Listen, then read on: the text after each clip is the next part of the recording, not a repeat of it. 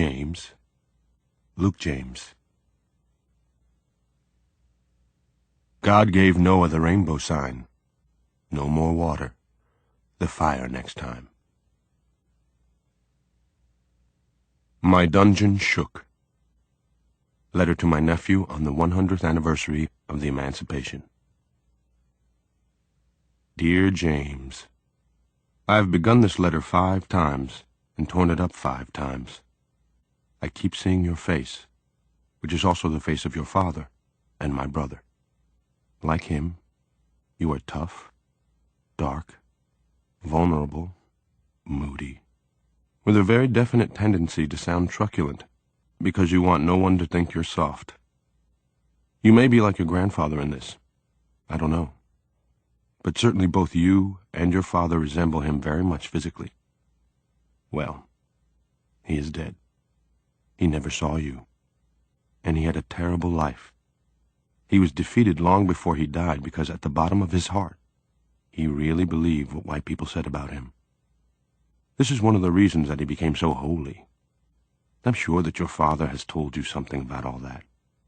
Neither you nor your father exhibit any tendency towards holiness. You really are of another era.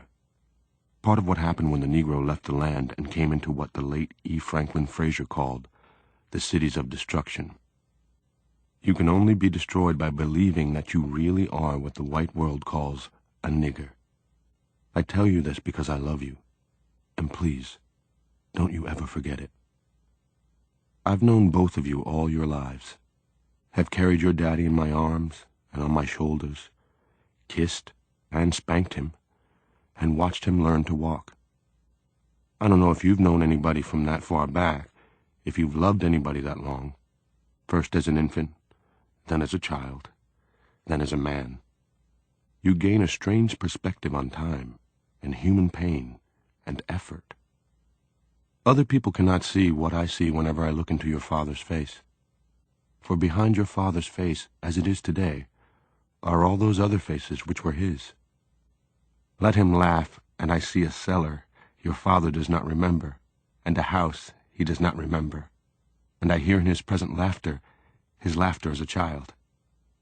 Let him curse, and I remember him falling down the cellar steps, and howling, and I remember with pain his tears, which my hand or your grandmother's so easily wiped away. But no one's hand can wipe away those tears he sheds invisibly today, which one hears in his laughter, and in his speech, and in his songs. I know what the world has done to my brother, and how narrowly he has survived it. And I know, which is much worse, and this is the crime of which I accuse my country and my countrymen, and for which neither I, nor time, nor history will ever forgive them, that they have destroyed and are destroying hundreds of thousands of lives, and do not know it, and do not want to know it. One can be, indeed one must strive to become, tough and philosophical concerning destruction and death. For this is what most of mankind has been best at since we have heard of man. But remember, most of mankind is not all of mankind. But it is not permissible that the authors of devastation should also be innocent. It is the innocence which constitutes the crime. Now, my dear namesake, these innocent and well-meaning people, your countrymen, have caused you to be born under conditions not very far removed from those described for us by Charles Dickens in the London of more than 100 years ago. I hear the chorus of the innocent screaming, "No, this is not true. How bitter you are."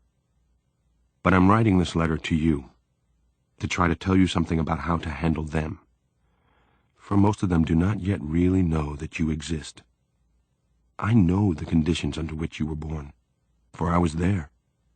Your countrymen were not there, and haven't made it yet. Your grandmother was also there, and no one has ever accused her of being bitter. I suggest that the innocence check with her. She isn't hard to find. Your countrymen don't know that she exists either, though she has been working for them all their lives. Well, you were born. Here you came, something like 15 years ago. And though your father and mother and grandmother, looking about the streets through which they were carrying you, staring at the walls into which they brought you, had every reason to be heavy-hearted, yet they were not. For here you were, Big James, named for me. You were a big baby. I was not. Here you were, to be loved. To be loved, baby, hard at once, and forever to strengthen you against the loveless world. Remember that. I know how black it looks today for you. It looked bad that day, too. Yes, we were trembling. We've not stopped trembling yet. But if we had not loved each other, none of us would have survived.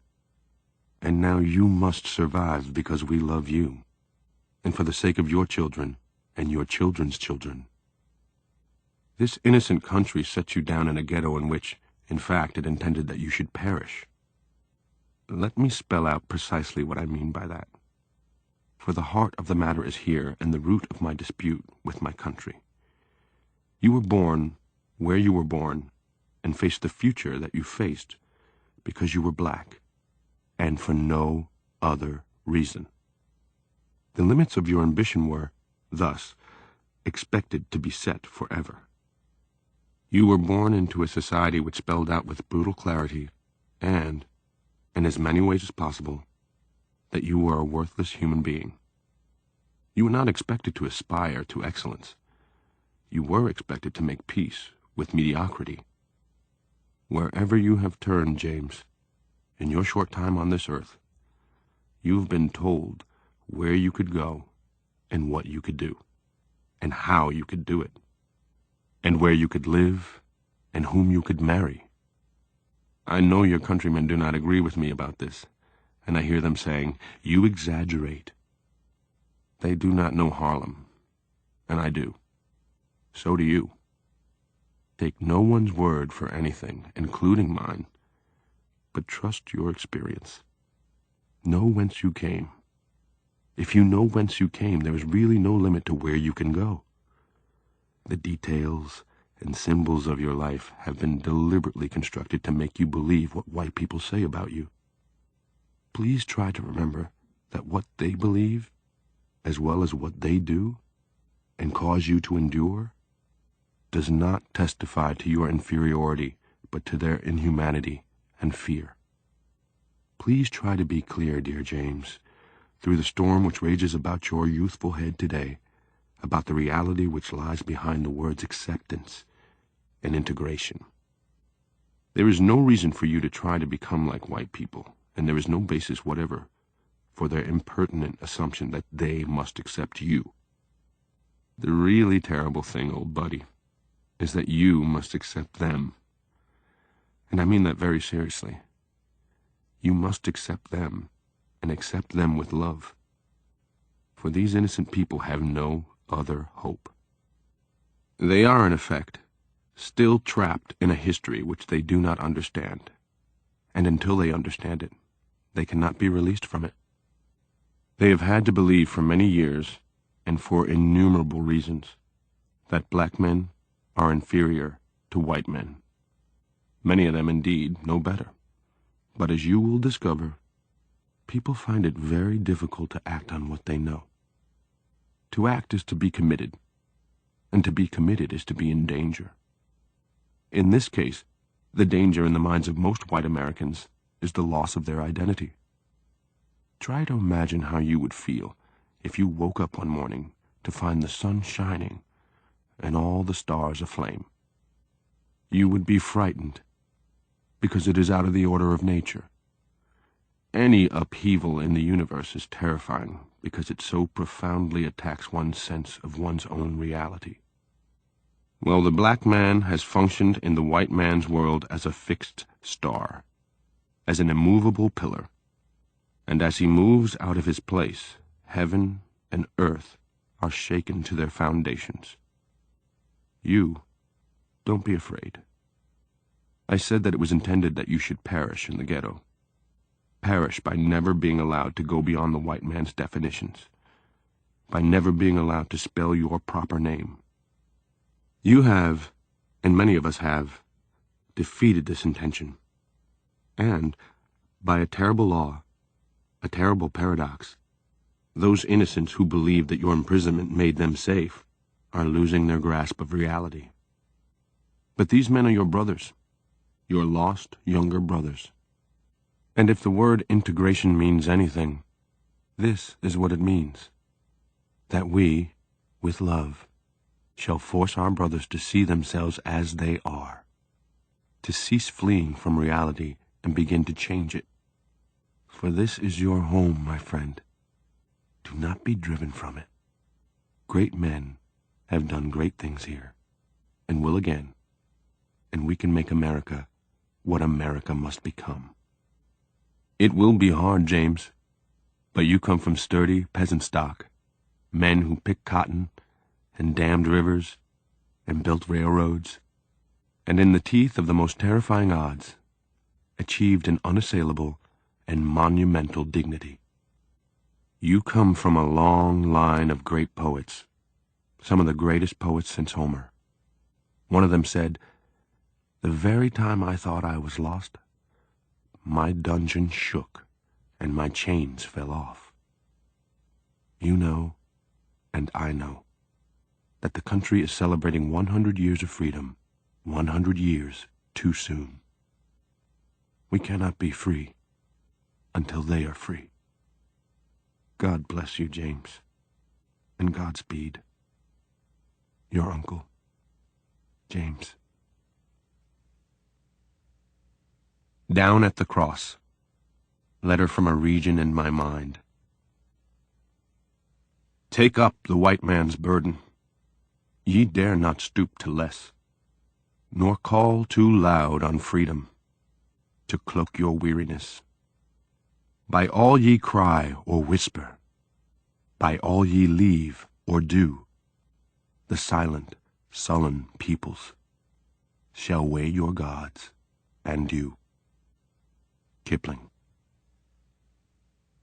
Down at the cross where my Savior died, down where for cleansing from sin I cried, there to my heart was the blood applied, singing glory to his name. Hymn. I underwent, during the summer that I became 14, a prolonged religious crisis. I use the word religious in the common and arbitrary sense, meaning that I then discovered God, his saints and angels, and his blazing hell. And since I had been born in a Christian nation, I accepted this deity as the only one. I supposed him to exist only within the walls of a church, in fact, of our church. And I also supposed that God and safety were synonymous. The word safety brings us to the real meaning of the word religious as we use it. Therefore, to state it in another, more accurate way, I became, during my 14th year, for the first time in my life, afraid. Afraid of the evil within me, and afraid of the evil without. What I saw around me that summer in Harlem was what I had always seen. Nothing had changed.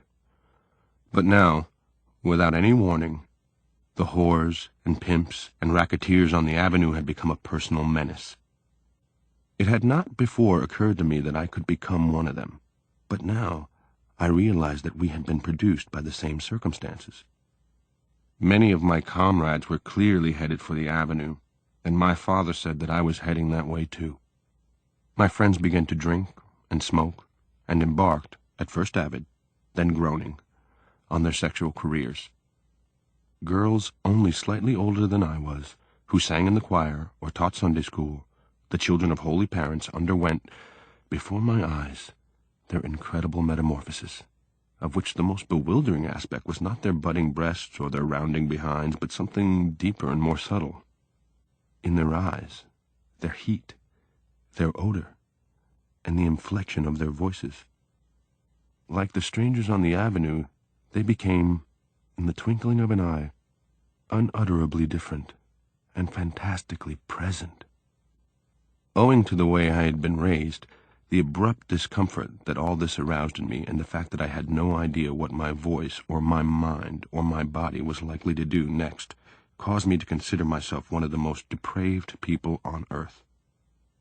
Matters were not helped by the fact that these holy girls seemed rather to enjoy my terrified lapses, our grim, guilty, tormented experiments, which were at once as chill and joyless as the Russian steppes, and hotter by far than all the fires of hell. Yet there was something deeper than these changes and less definable that frightened me. It was real in both the boys and the girls, but it was somehow more vivid in the boys. In the case of the girls, one watched them turning into matrons before they had become women. They began to manifest a curious and really rather terrifying single-mindedness. It is hard to say exactly how this was conveyed. Something implacable in the set of the lips, something far-seeing, seeing what, in the eyes. Some new and crushing determination in the walk, something peremptory in the voice. They did not tease us, the boys, anymore. They reprimanded us sharply, saying, "You better be thinking about your soul." For the girls also saw the evidence on the avenue, knew what the price would be. For them, of one misstep, knew that they had to be protected, and that we were the only protection there was. They understood that they must act as God's decoys, saving the souls of the boys for Jesus, and binding the bodies of the boys in marriage. For this was the beginning of our burning time, and it is better, said St. Paul, who elsewhere with a most unusual and stunning exactness described himself as a wretched man, to marry than to burn. And I began to feel in the boys a curious, wary, bewildered despair, as though they were now settling in for the long, hard winter of life. I did not know then what it was that I was reacting to. I put it to myself that they were letting themselves go. In the same way that the girls were destined to gain as much weight as their mothers, the boys, it was clear, would rise no higher than their fathers. School began to reveal itself, therefore, as a child's game that one could not win, and boys dropped out of school and went to work. My father wanted me to do the same. I refused, even though I no longer had any illusions about what an education could do for me. I had already encountered too many college graduate handymen. My friends were now downtown, busy, as they put it, fighting the man.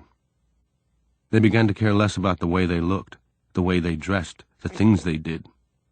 Presently one found them in 2s and 3s and 4s in a hallway, sharing a jug of wine or a bottle of whiskey, talking, cursing, fighting, sometimes weeping, lost and unable to say what it was that oppressed them, except that they knew that it was the man, the white man.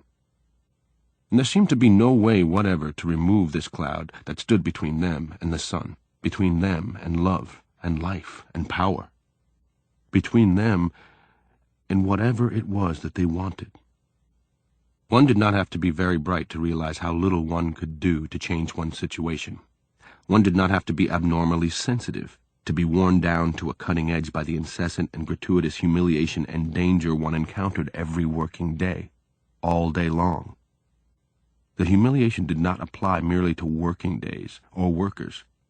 I was 13 and was crossing Fifth Avenue on my way to the 42nd Street Library, and the cop in the middle of the street muttered as I passed him, "Why don't you niggas stay uptown where you belong?"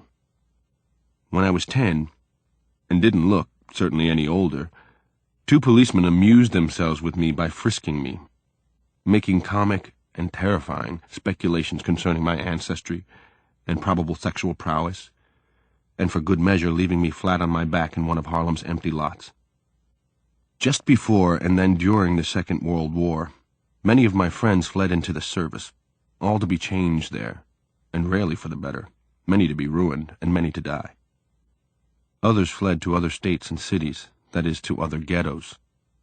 Some went on wine or whiskey or the needle, and are still on it, and others, like me, fled into the church. For the wages of sin were visible everywhere, in every wine-stained and urine-splashed hallway, in every clanging ambulance bell, in every scar on the faces of the pimps and their whores, and every helpless newborn baby being brought into this danger, In every knife and pistol fight on the avenue, and in every disastrous bulletin, a cousin, mother of 6, suddenly gone mad, the children parceled out here and there, an indestructible aunt rewarded for years of hard labor by a slow, agonizing death in a terrible small room, someone's bright son blown into eternity by his own hand, another turned robber and carried off to jail. It was a summer of dreadful speculations and discoveries, of which these were not the worst. Crime became real, for example, for the first time, not as a possibility, but as the possibility. One would never defeat one's circumstances by working and saving one's pennies. One would never, by working, acquire that many pennies. And besides, the social treatment accorded even the most successful Negroes proved that one needed, in order to be free, something more than a bank account. One needed a handle, a lever, a means of inspiring fear. It was absolutely clear that the police would whip you and take you in as long as they could get away with it, and that everyone else, housewives, taxi drivers, elevator boys, dishwashers, bartenders, lawyers, judges, doctors, and grocers, would never, by the operation of any generous human feeling, cease to use you as an outlet for his frustrations and hostilities.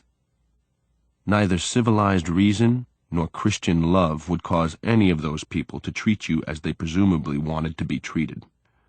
Only the fear of your power to retaliate would cause them to do that, or to seem to do it, which was, and is, good enough. There appears to be a vast amount of confusion on this point, but I do not know many Negroes who are eager to be accepted by white people, still less to be loved by them. They, the blacks, simply don't wish to be beaten over the head by the whites every instant of our brief passage on this planet. White people in this country will have quite enough to do in learning how to accept and love themselves and each other, and when they have achieved this, which will not be tomorrow, and may very well be never, the Negro problem will no longer exist, for it will no longer be needed. People more advantageously placed than we in Harlem were, and are, will no doubt find the psychology and the view of human nature sketched above dismal and shocking in the extreme. But the Negro's experience of the white world cannot possibly create in him any respect for the standards by which the white world claims to live. His own condition is overwhelming proof that white people do not live by these standards. Negro servants have been smuggling odds and ends out of white homes for generations, and white people have been delighted to have them do it, because it has assuaged a dim guilt and testified to the intrinsic superiority of white people. Even the most doltish and servile Negro could scarcely fail to be impressed by the disparity between his situation and that of the people for whom he worked. Negroes who were neither doltish nor servile did not feel that they were doing anything wrong when they robbed white people. In spite of the Puritan Yankee equation of virtue with well-being, Negroes had excellent reasons for doubting that money was made or kept by any very striking adherence to the Christian virtues. It certainly did not work that way for black Christians. In any case, white people who had robbed black people of their liberty, and who profited by this theft every hour that they lived, had no moral ground on which to stand. They had the judges, the juries, the shotguns, the law, in a word, power. But it was a criminal power, to be feared but not respected, and to be outwitted in any way whatever. And those virtues preached but not practiced by the white world were merely another means of holding Negroes in subjection. It turned out then that summer that the moral barriers that I had supposed to exist between me and the dangers of a criminal career were so tenuous as to be nearly non-existent. I certainly could not discover any principled reason for not becoming a criminal, and it is not my poor God-fearing parents who are to be indicted for the lack, but this society. I was icily determined, more determined really than I then knew, never to make my peace with the ghetto, but to die and go to hell before I would let any white man spit on me, before I would accept my place in this republic. I did not intend to allow the white people of this country to tell me who I was, and limit me that way, and polish me off that way. And yet, Of course, at the same time, I was being spat on, and defined, and described, and limited, and could have been polished off with no effort whatever. Every Negro boy, in my situation during those years at least, who reaches this point realizes, at once, profoundly, because he wants to live, that he stands in great peril and must find, with speed, a thing, a gimmick, to lift him out, to start him on his way. And it does not matter what the gimmick is. It was this last realization that terrified me, and, since it revealed that the door opened on so many dangers, helped to hurl me into the church. And by an unforeseeable paradox, it was my career in the church that turned out, precisely, to be my gimmick. For when I tried to assess my capabilities, I realized that I had almost none. In order to achieve the life I wanted, I had been dealt, it seemed to me, the worst possible hand. I could not become a prize fighter. Many of us tried, but very few succeeded.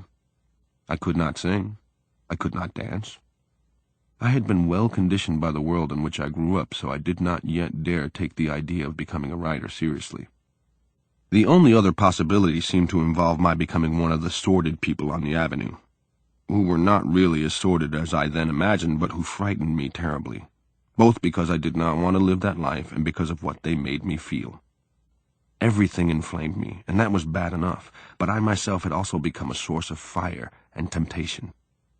I had been far too well raised, alas, to suppose that any of the extremely explicit overtures made to me that summer, sometimes by boys and girls, but also, more alarmingly, by older men and women, had anything to do with my attractiveness. On the contrary, since the Harlem idea of seduction is, to put it mildly, blunt, whatever these people saw in me merely confirmed my sense of my depravity. It is certainly sad that the awakening of one's senses should lead to such a merciless judgment of oneself, to say nothing of the time and anguish one spends in the effort to arrive at any other, but it is also inevitable that a literal attempt to mortify the flesh should be made among black people like those with whom I grew up. Negroes in this country, and Negroes do not, strictly or legally speaking, exist in any other, are taught really to despise themselves from the moment their eyes open on the world. This world is white, and they are black. White people hold the power, which means that they are superior to blacks. Intrinsically, that is, God decreed it so. And the world has innumerable ways of making this difference known and felt and feared. Long before the Negro child perceives this difference, and even longer before he understands it, he has begun to react to it. He has begun to be controlled by it. Every effort made by the child's elders to prepare him for a fate from which they cannot protect him causes him secretly, in terror, to begin to await, without knowing that he is doing so, his mysterious and inexorable punishment. He must be good, not only in order to please his parents and not only to avoid being punished by them.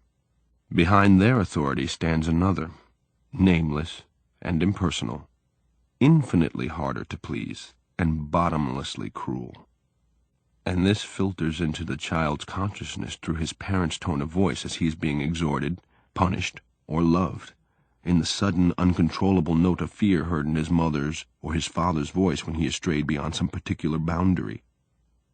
He does not know what the boundary is, and he can get no explanation of it, which is frightening enough. But the fear he hears in the voices of his elders is more frightening still. The fear that I heard in my father's voice, for example, when he realized that I really believed I could do anything a white boy could do, and had every intention of proving it, was not at all like the fear I heard when one of us was ill, or fallen down the stairs, or strayed too far from the house. It was another fear, a fear that the child, in challenging the white world's assumptions, was putting himself in the path of destruction. A child cannot, thank heaven, know how vast and how merciless is the nature of power, with what unbelievable cruelty people treat each other. He reacts to the fear in his parents' voices because his parents hold up the world for him, and he has no protection without them.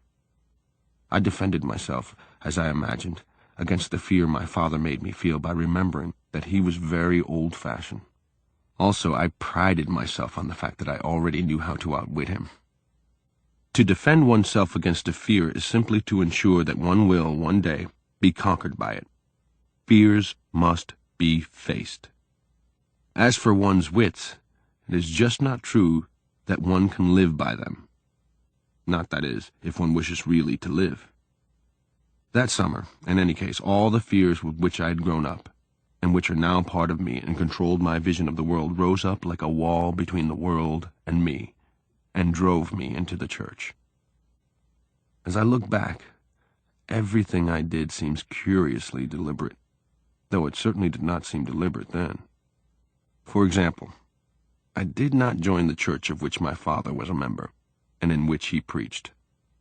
My best friend in school, who attended a different church, had already surrendered his life to the Lord, and he was very anxious about my soul's salvation.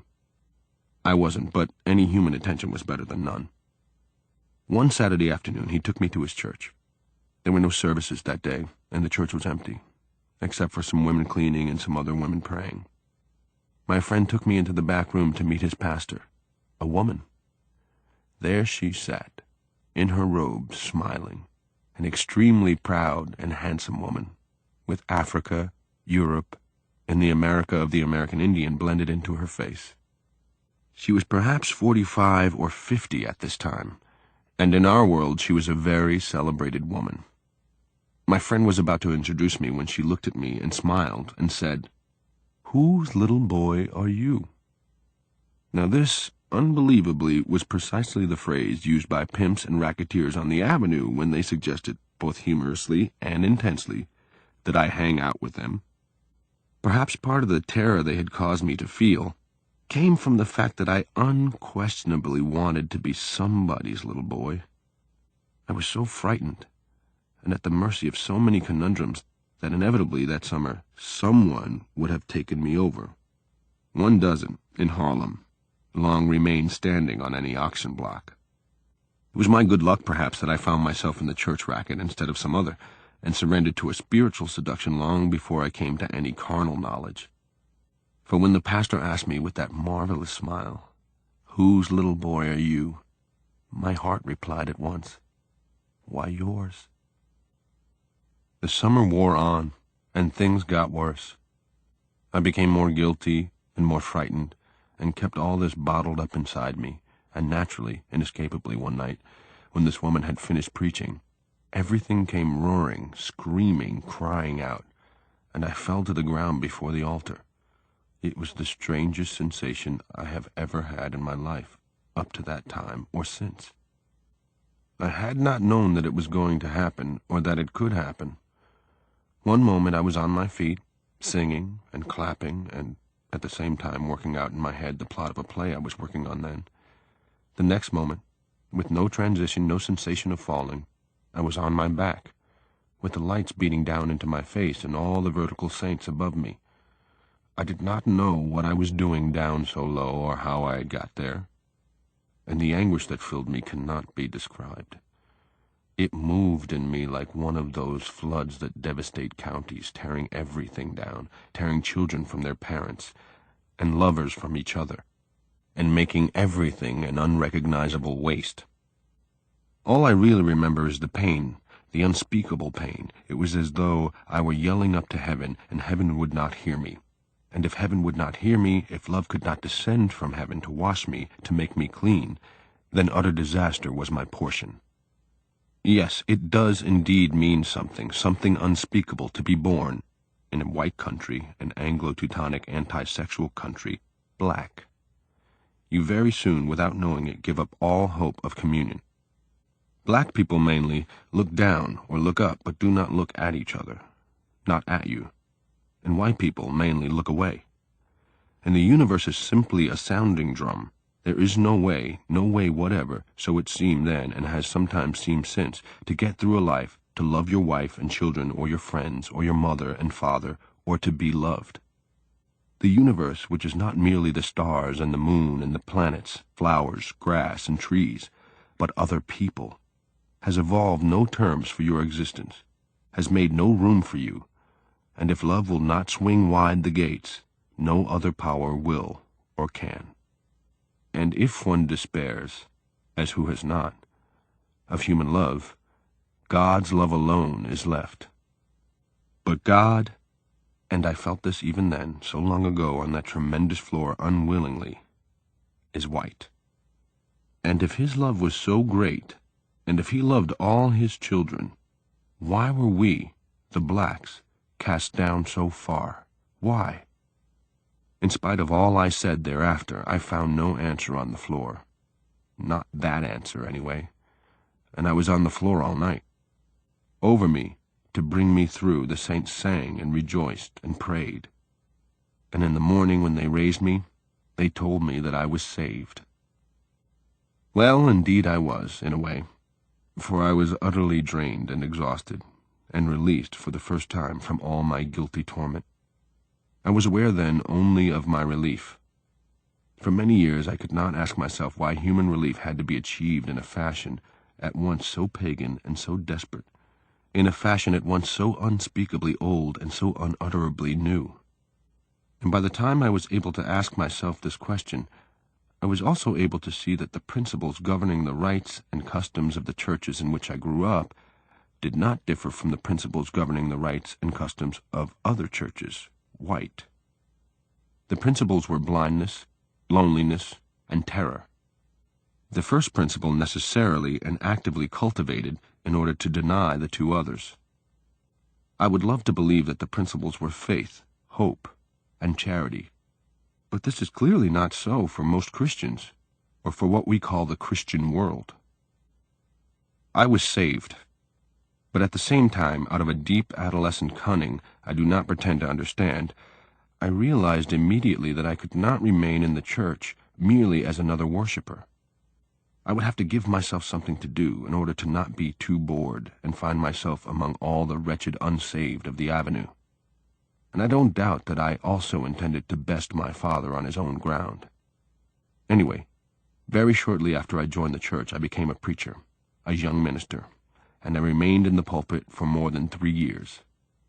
My youth quickly made me a much bigger drawing card than my father. I pushed this advantage ruthlessly, for it was the most effective means I had found of breaking his hold over me. That was the most frightening time of my life, and quite the most dishonest, and the resulting hysteria lent great passion to my sermons, for a while. I relished the attention and the relative immunity from punishment that my new status gave me, and I relished, above all, the sudden right to privacy. It had to be recognized, after all, that I was still a schoolboy with my schoolwork to do, and I was also expected to prepare at least one sermon a week. During what we may call my heyday, I preached much more often than that. This meant that there were hours and even whole days when I could not be interrupted, not even by my father. I had immobilized him. It took rather more time for me to realize I had also immobilized myself, and had escaped from nothing whatever. The church was very exciting. It took a long time for me to disengage myself from this excitement, and on the blindest, most visceral level, I never really have and never will. There is no music like that music, no drama like the drama of the saints rejoicing, the sinners moaning, the tambourines racing, and all those voices coming together and crying holy unto the Lord. There is still, for me, no pathos quite like the pathos of those multicolored, worn, somehow triumphant, and transfigured faces, speaking from the depth of a visible, tangible, continuing despair of the goodness of the Lord.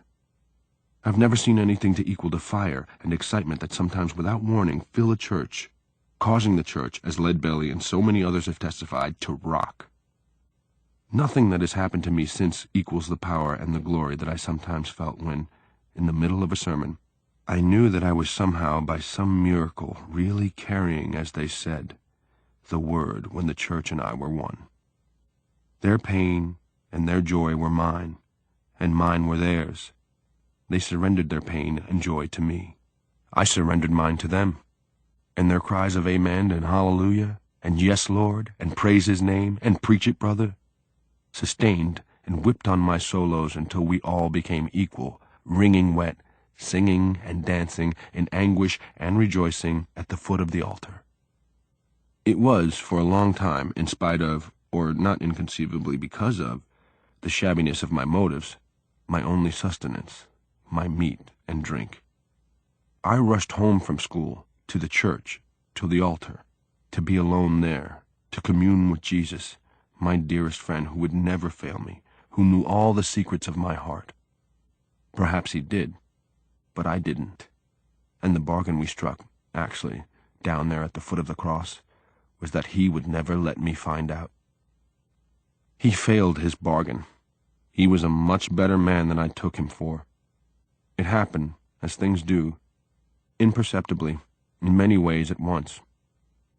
I date it, the slow crumbling of my faith, the pulverization of my fortress, from the time, about a year after I had begun to preach, when I began to read again. I justified this desire by the fact that I was still in school, and I began, fatally, with Dostoevsky. By this time, I was in a high school that was predominantly Jewish.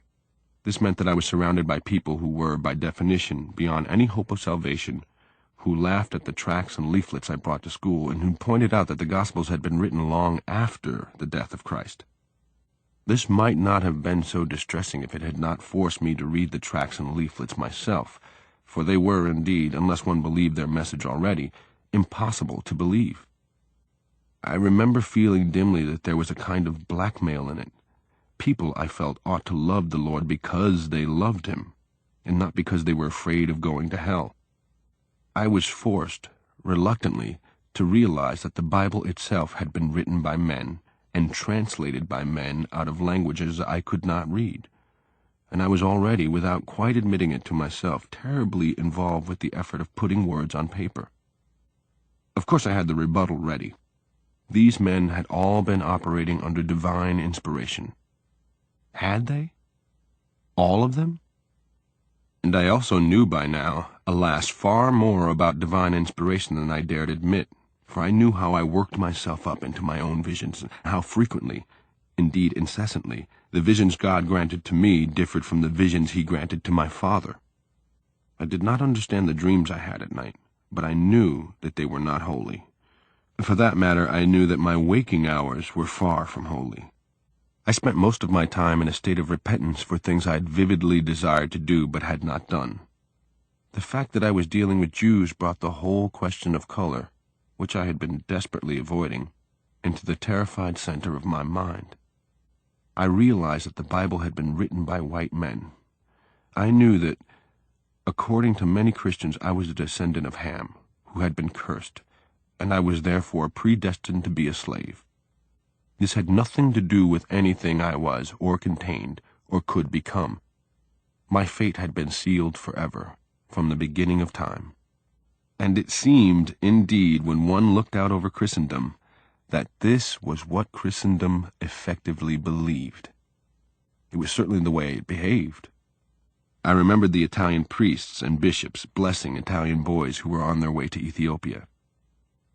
Again, the Jewish boys in high school were troubling because I could find no point of connection between them and the Jewish pawnbrokers and landlords and grocery store owners in Harlem. I knew that these people were Jews. God knows I was told it often enough, but I thought of them only as white. Jews, as such, until I got to high school, were all incarcerated in the Old Testament, and their names were Abraham, Moses, Daniel, Ezekiel, and Job, and Shadrach, Meshach, and Abednego. It was bewildering to find them so many miles and centuries out of Egypt and so far from the fiery furnace. My best friend in high school was a Jew. He came to our house once, and afterward my father asked, as he asked about everyone, "Is he a Christian?" By which he meant, "Is he saved?" I really do not know whether my answer came out of innocence or venom, but I said coldly, "No, he's Jewish." My father slammed me across the face with his great palm, and in that moment everything flooded back, all the hatred and all the fear, and the depth of a merciless resolve to kill my father rather than allow my father to kill me. And I knew that all those sermons and tears and all that repentance and rejoicing had changed nothing. I wondered if I was expected to be glad that a friend of mine, or anyone, was to be tormented forever in hell, and I also thought, suddenly, of the Jews in another Christian nation, Germany. They were not so far from the fiery furnace after all, and my best friend might have been one of them. I told my father, "He's a better Christian than you are," and I walked out of the house. The battle between us was in the open, but that was all right. It was almost a relief. A more deadly struggle had begun. Being in the pulpit was like being in the theater. I was behind the scenes and knew how the illusion was worked. I knew the other ministers and knew the quality of their lives. And I don't mean to suggest by this Elmer Gantry sort of hypocrisy concerning sensuality. It was a deeper, deadlier, and more subtle hypocrisy than that. And a little honest sensuality, or a lot, would have been like water in an extremely bitter desert. I knew how to work on a congregation until the last dime was surrendered. It was not very hard to do. And I knew where the money for the Lord's work went. I knew, though I did not wish to know it, that I had no respect for the people with whom I worked. I could not have said it then, but I also knew that if I continued, I would soon have no respect for myself. And the fact that I was the young Brother Baldwin increased my value with those same pimps and racketeers who had helped to stampede me into the church in the first place. They still saw the little boy they intended to take over.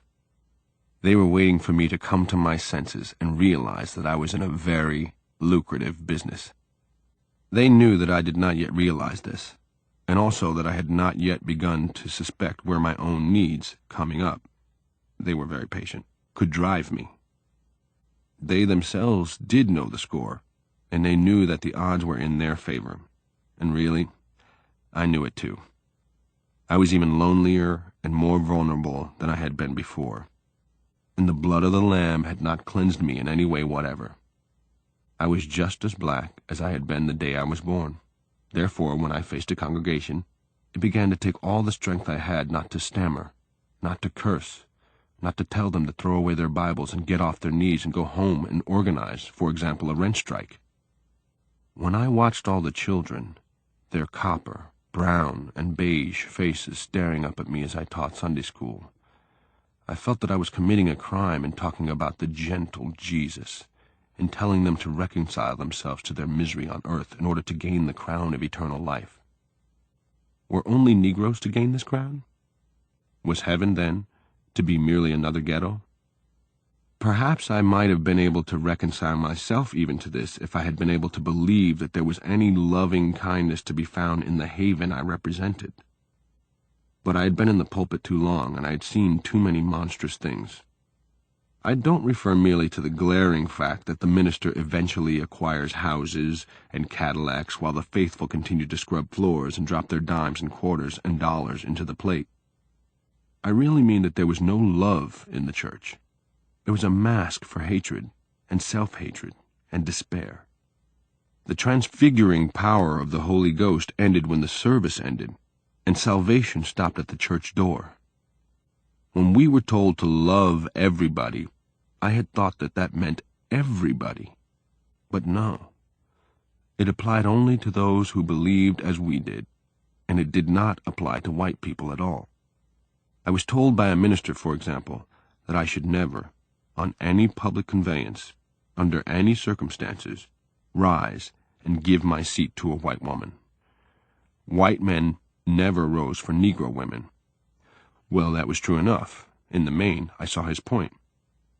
But what was the point, the purpose of my salvation, if it did not permit me to behave with love toward others, no matter how they behaved toward me? What others did was their responsibility, for which they would answer when the judgment trumpet sounded. But what I did was my responsibility, and I would have to answer, too, unless, of course, there was also in heaven a special dispensation for the benighted black, who was not to be judged in the same way as other human beings or angels.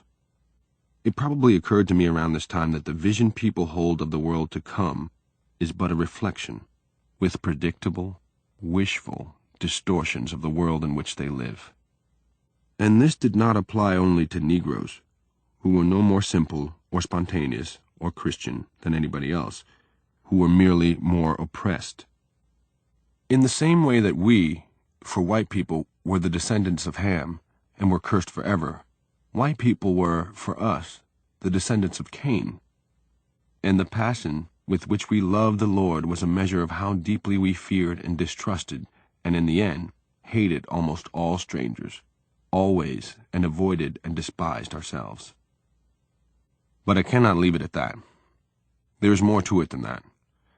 In spite of everything, there was in this life I fled a zest and a joy and a capacity for facing and surviving disaster that are very moving and very rare. Perhaps we were, all of us, pimps, whores, racketeers, church members, and children, bound together by the nature of our oppression, the specific and peculiar complex of risks we had to run. If so, within these limits we sometimes achieved with each other a freedom that was close to love. I remember anyway, church suppers and outings, and later after I left the church, rent and wasteland parties where rage and sorrow sat in the darkness and did not stir, and we ate and drank and talked and laughed and danced and forgot all about the man. We had the liquor, the chicken, the music, and each other, and had no need to pretend to be what we were not. This is the freedom that one hears in some gospel songs, for example, and in jazz. In all jazz, and especially in the blues, there is something tart and ironic, authoritative and double-edged. White Americans seem to feel that happy songs are happy and sad songs are sad, and that, God help us, is exactly the way most white Americans sing them, sounding, in both cases, so helplessly, defenselessly fatuous that one dare not speculate on the temperature of the deep freeze from which issue their brave and sexless little voices. Only people who have been down the line, as the song puts it, know what this music is about. I think it was Big Bill Broomsey who used to sing I Feel So Good, a really joyful song about a man who is on his way to the railroad station to meet his girl. She's coming home. It is the singer's incredibly moving exuberance that makes one realize how leaden the time must have been while she was gone. There's no guarantee that she will stay this time either, as the singer clearly knows, and in fact, she has not yet actually arrived. Tonight or tomorrow or within the next 5 minutes he may very well be singing Lonesome in My Bedroom or insisting, Ain't we going to make it all right? Well, if we don't today, we will tomorrow night. White Americans do not understand the depths out of which such an ironic tenacity comes, but they suspect that the force is sensual, and they are terrified of sensuality and do not any longer understand it. The word sensual is not intended to bring to mind quivering dusky maidens or priapic black studs. I'm referring to something much simpler and much less fanciful. To be sensual, I think, is to respect and rejoice in the force of life itself, and to be present in all that one does, from the effort of loving to the breaking of bread. It will be a great day for America, incidentally, when we begin to eat bread again, instead of the blasphemous and tasteless foam rubber that we have substituted for it. And I am not being frivolous now either. Something very sinister happens to the people of a country when they begin to distrust their own reactions as deeply as they do here, and become as joyless as they have become. It is this individual uncertainty on the part of white American men and women, this inability to renew themselves at the fountain of their own lives, that makes the discussion, let alone elucidation, of any conundrum, that is, any reality, so supremely difficult. The person who distrusts himself has no touchstone for reality, for this touchstone can be only oneself. Such a person interposes between himself and reality nothing less than a labyrinth of attitudes. And these attitudes, furthermore, though the person is usually unaware of it, is unaware of so much, are historical and public attitudes. They do not relate to the present any more than they relate to the person. Therefore, whatever white people do not know about Negroes reveals precisely and inexorably what they do not know about themselves. White Christians have also forgotten several elementary historical details. They have forgotten that the religion that is now identified with their virtue and their power, God is on our side, says Dr. Vervoort, came out of a rocky piece of ground in what is known as the Middle East before color was invented, and that in order for the Christian church to be established, Christ had to be put to death by Rome, and that the real architect of the Christian church was not the disreputable sun-baked Hebrew who gave it his name, but the mercilessly fanatical and self-righteous St. Paul. The energy that was buried with the rise of the Christian nations must come back into the world. Nothing can prevent it. Many of us, I think, both long to see this happen and are terrified of it. For though this transformation contains the hope of liberation, it also imposes a necessity for great change. But in order to deal with the untapped and dormant force of the previously subjugated, in order to survive as a human, moving, moral weight in the world, America and all the Western nations will be forced to re-examine themselves and release themselves from many things that are now taken to be sacred, and to discard nearly all the assumptions that have been used to justify their lives and their anguish and their crimes so long. The white man's heaven, sings a black Muslim minister, is the black man's hell. One may object, possibly, that this puts the matter somewhat too simply, but the song is true, and it has been true for as long as white men have ruled the world. The Africans put it another way. When the white man came to Africa, the white man had the Bible, and the African had the land.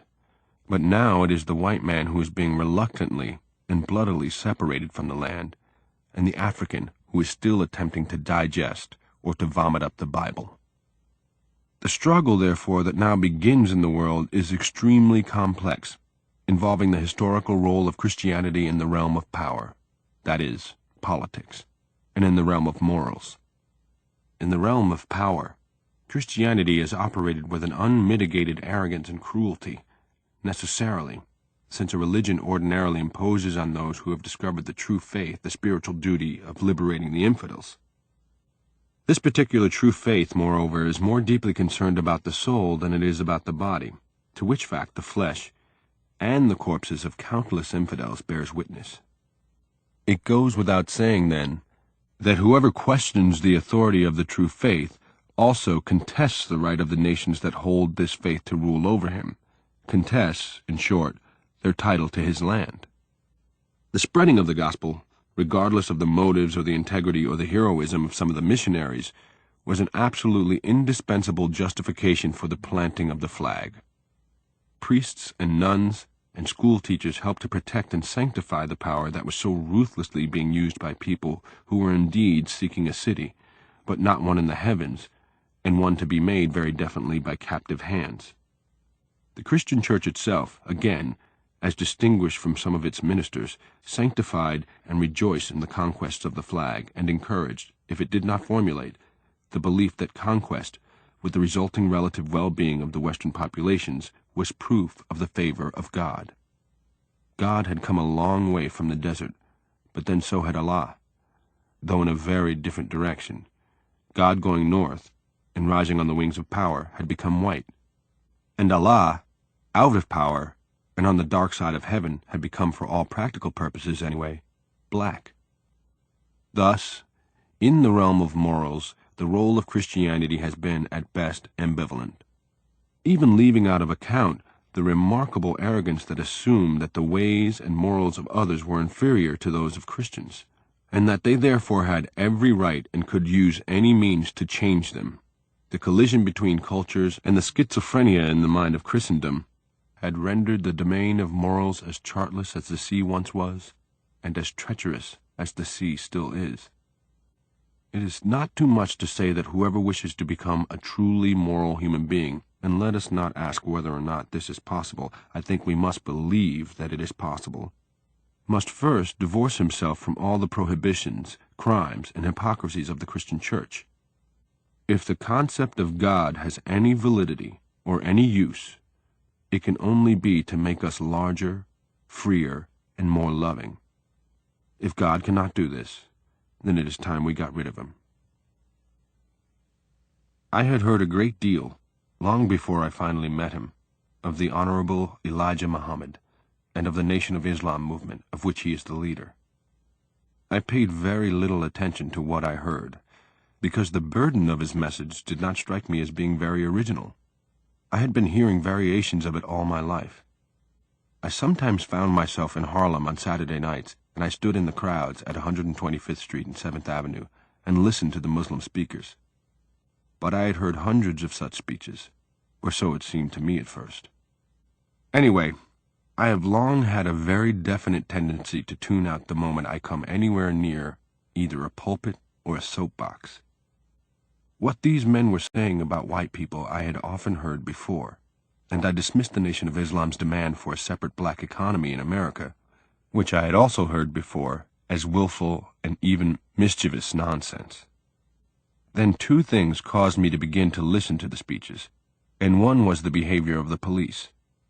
After all, I had seen men dragged from their platforms on this very corner for saying less virulent things, and I had seen many crowds dispersed by policemen with clubs or on horseback. But the policemen were doing nothing now. Obviously, this was not because they had become more human, but because they were under orders and because they were afraid.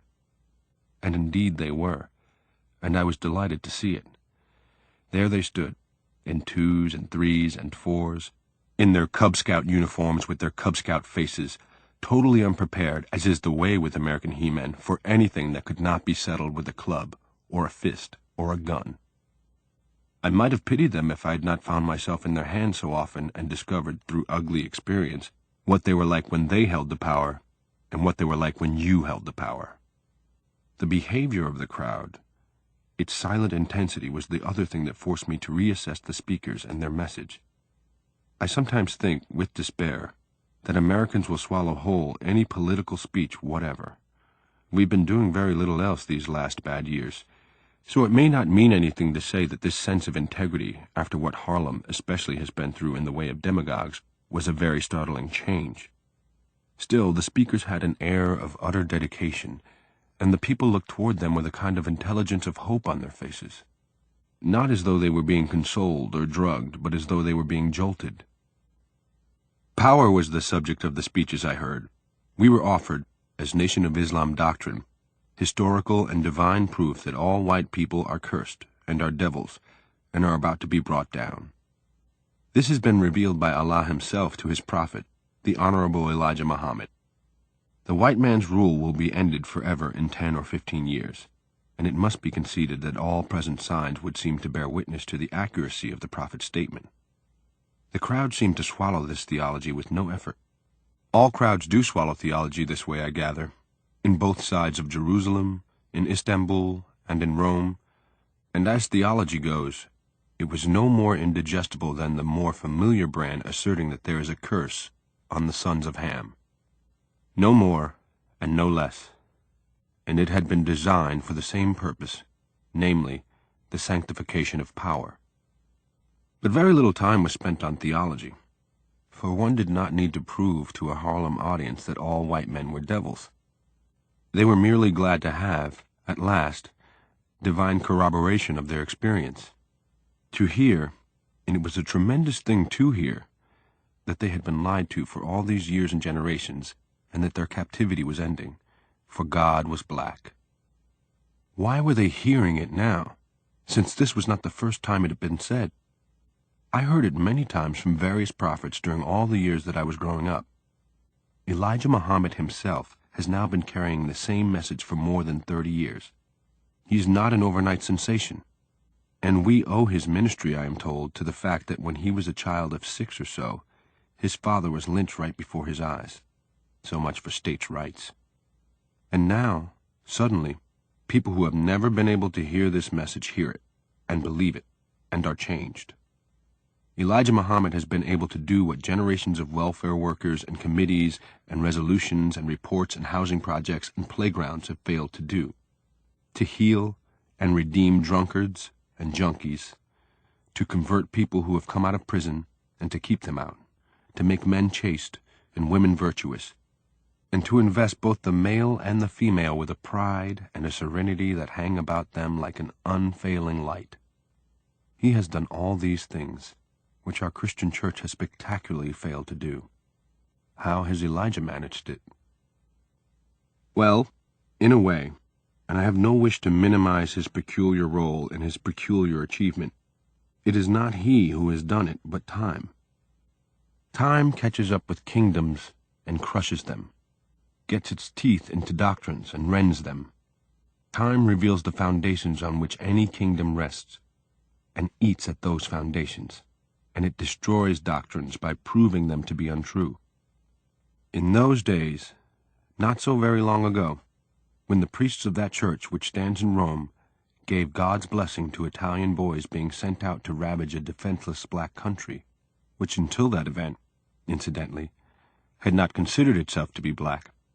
It was not possible to believe in a black God. To entertain such a belief would have been to entertain madness. But time has passed, and in that time, the Christian world has revealed itself as morally bankrupt and politically unstable. The Tunisians were quite right in 1956, and it was a very significant moment in Western and African history when they countered the French justification for remaining in North Africa with the question, are the French ready for self-government? Again, the terms civilized and Christian began to have a very strange ring, particularly in the ears of those who have been judged to be neither civilized nor Christian. When a Christian nation surrenders to a foul and violent orgy, as Germany did during the Third Reich, for the crime of their ancestry, millions of people in the middle of the 20th century and in the heart of Europe, God's citadel, were sent to a death so calculated, so hideous, and so prolonged that no age before this enlightened one had been able to imagine it, much less achieve and record it. Furthermore, those beneath the Western heel, unlike those within the West, are aware that Germany's current role in Europe is to act as a bulwark against the uncivilized hordes, and since power is what the powerless want, they understand very well what we of the West want to keep, and are not deluded by our talk of a freedom that we have never been willing to share with them.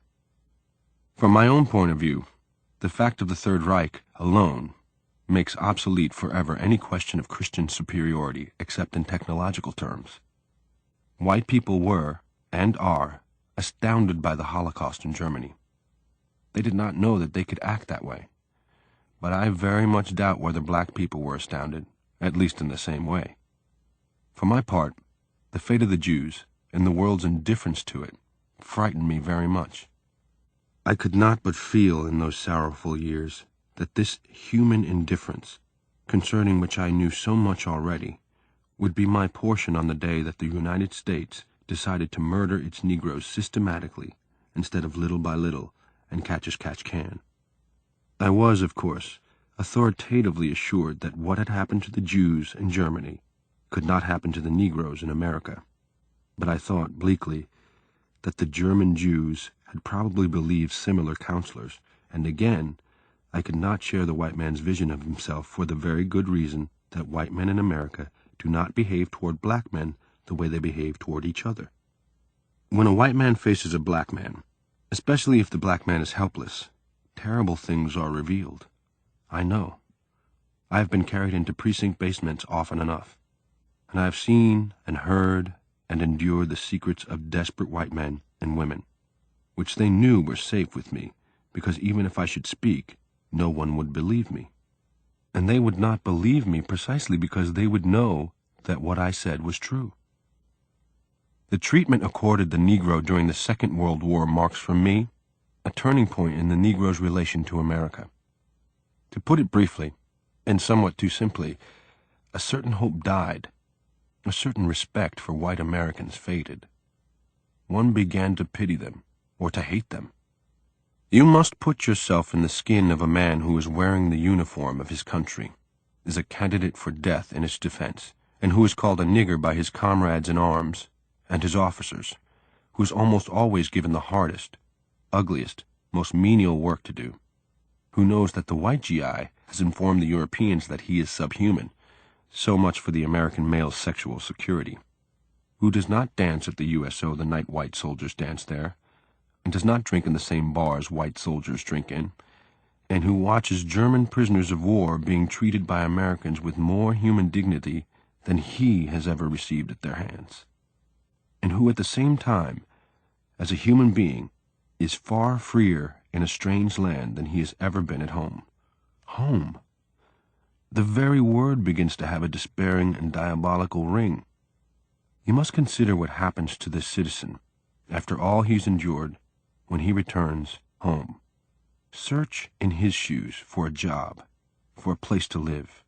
Ride in his skin on segregated buses. See, with his eyes, the signs saying white and colored, and especially the signs that say white ladies and colored women. Look into the eyes of his wife. Look into the eyes of his son.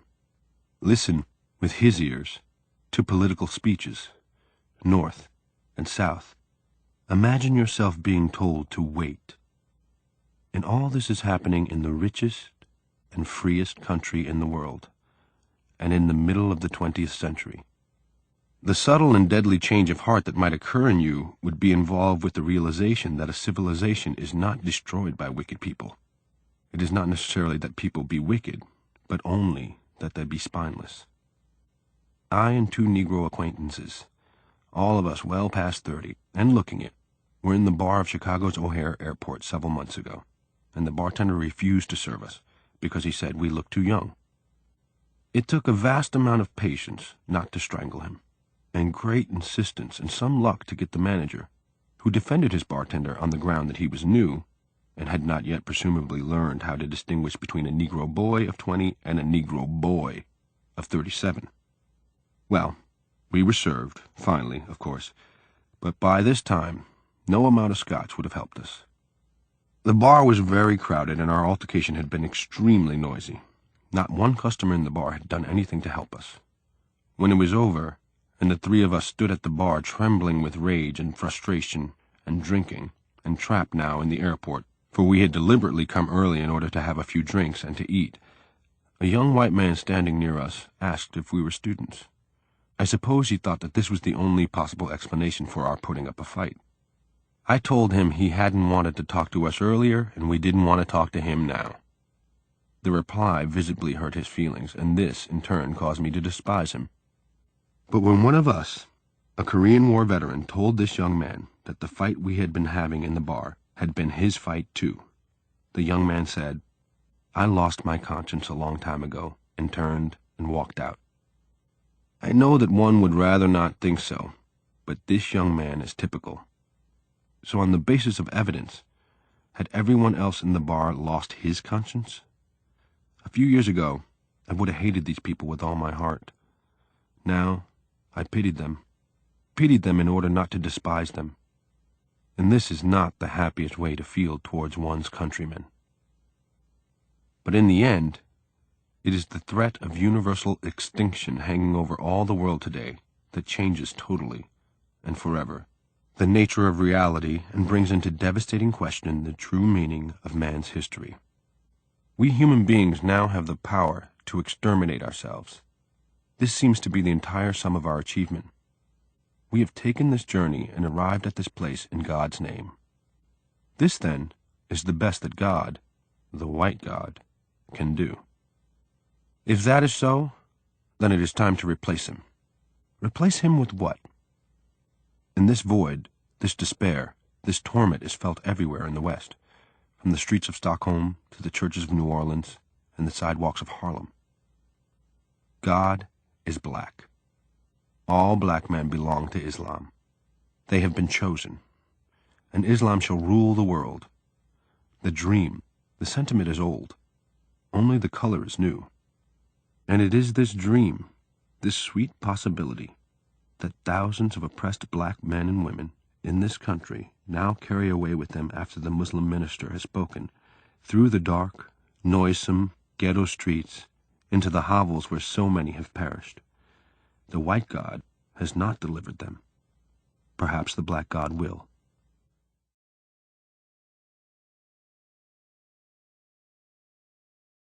While I was in Chicago last summer, the Honorable Elijah Muhammad invited me to have dinner at his home.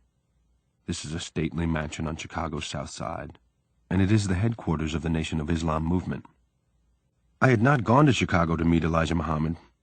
He was not in my thoughts at all, but the moment I received the invitation, it occurred to me that I ought to have expected it. In a way, I owe the invitation to the incredible, abysmal, and really cowardly obtuseness of white liberals.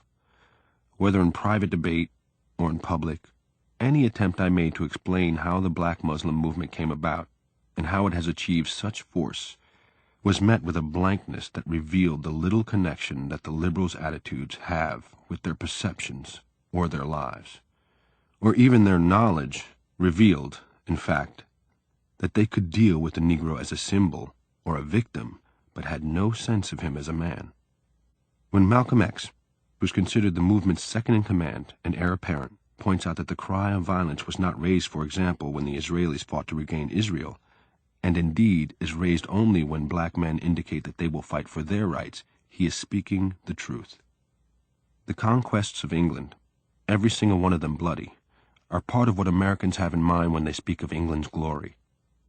In the United States, violence and heroism have been made synonymous except when it comes to blacks, and the only way to defeat Malcolm's point is to concede it and then ask oneself why this is so. Malcolm's statement is not answered by references to the triumphs of the NAACP, the more particularly since very few liberals have any notion of how long, how costly, and how heartbreaking a task it is to gather the evidence that one can carry into court, or how long such court battles take. Neither is it answered by references to the student sit-in movement, if only because not all Negroes are students and not all of them live in the South. I, in any case, certainly refuse to be put in the position of denying the truth of Malcolm's statement simply because I disagree with his conclusions, or in order to pacify the liberal conscience. Things are as bad as the Muslims say they are. In fact, they are worse. And the Muslims did not help matters. But there is no reason that black men should be expected to be more patient, more forbearing, more far-seeing than whites. Indeed, quite the contrary. The real reason that nonviolence is considered to be a virtue in Negroes, I am not speaking now of its racial value, another matter altogether, is that white men do not want their lives, their self-image, or their property threatened. One wishes they would say so more often. At the end of a television program on which Malcolm X and I both appeared, Malcolm was stopped by a white member of the audience who said, "I have $1,000 and an acre of land. What's going to happen to me?" I admired the directness of the man's question, but I didn't hear Malcolm's reply because I was trying to explain to someone else that the situation of the Irish 100 years ago and the situation of the Negro today cannot very usefully be compared. Negroes were brought here in chains long before the Irish ever thought of leaving Ireland. What manner of consolation is it to be told that immigrants arriving here voluntarily, long after you did, have risen far above you? In the hall, as I was waiting for the elevator, someone shook my hand and said, "Goodbye, Mr. James Baldwin. We'll soon be addressing you as Mr. James X." And I thought for an awful moment, my God, if this goes on much longer, you probably will.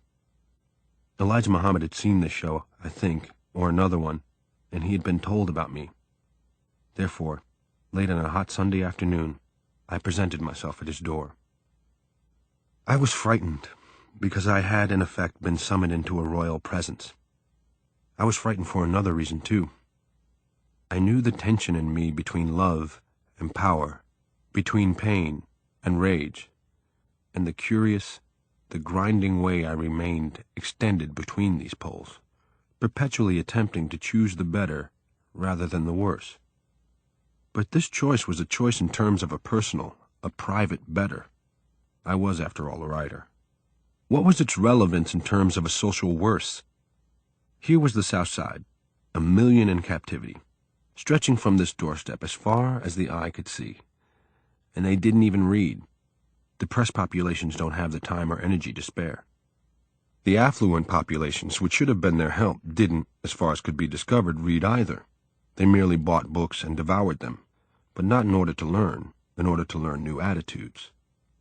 Also, I knew that once I had entered the house, I couldn't smoke or drink, and I felt guilty about the cigarettes in my pocket, as I had felt years ago when my friend first took me into his church.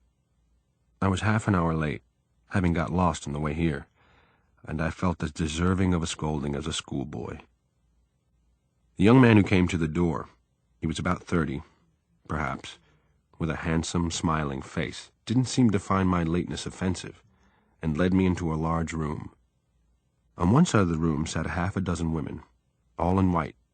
They were much occupied with a beautiful baby who seemed to belong to the youngest of the women. On the other side of the room sat 7 or 8 men, young, dressed in dark suits, very much at ease, and very imposing. The sunlight came into the room with the peacefulness one remembers from rooms in one's early childhood, a sunlight encountered later only in one's dreams. I remember being astounded by the quietness, the ease, the peace, the taste. I was introduced. They greeted me with a genuine cordiality and respect, and the respect increased my fright, for it meant that they expected something of me that I knew in my heart for their sakes I could not give. And we sat down. Elijah Muhammad was not in the room. Conversation was slow, but not as stiff as I had feared it would be. They kept it going, for I simply did not know which subjects I could acceptably bring up. They knew more about me and had read more of what I had written than I had expected, and I wondered what they made of it all, what they took my usefulness to be. The women were carrying on their own conversation in low tones. I gathered that they were not expected to take part in male conversations. A few women kept coming in and out of the room, apparently making preparations for dinner. We, the men, did not plunge deeply into any subject, for clearly we were all waiting for the appearance of Elijah. Presently, the men, one by one, left the room and returned. Then I was asked if I would like to wash, and I, too, walked down the hall to the bathroom. Shortly after I came back, we stood up, and Elijah entered. I do not know what I expected to see. I had read some of his speeches, and had heard fragments of others on the radio and on television, so I associated him with ferocity. But, no. The man who came into the room was small and slender, really very delicately put together, with a thin face, large warm eyes, and a most winning smile. Something came into the room with him, his disciples' joy at seeing him, his joy at seeing them. It was the kind of encounter one watches with a smile simply because it is so rare that people enjoy one another. He teased the women, like a father, with no hint of that ugly and unctuous flirtatiousness I knew so well from other churches, and they responded like that, with great freedom, and yet from a great and loving distance. He had seen me when he came into the room, I knew, though he had not looked my way. I had the feeling, as he talked and laughed with the others, whom I could only think of as his children, that he was sizing me up, deciding something.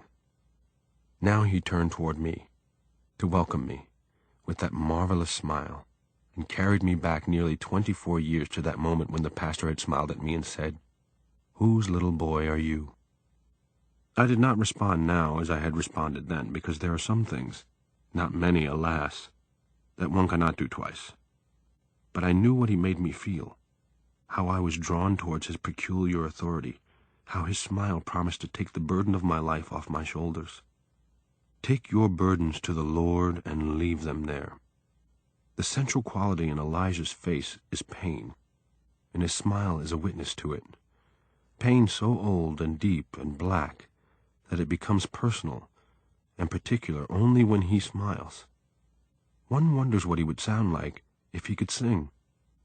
He turned to me with that smile and said something like, "I've got a lot to say to you, but we'll wait until we sit down." And I laughed. He made me think of my father and me, as we might have been if we'd been friends.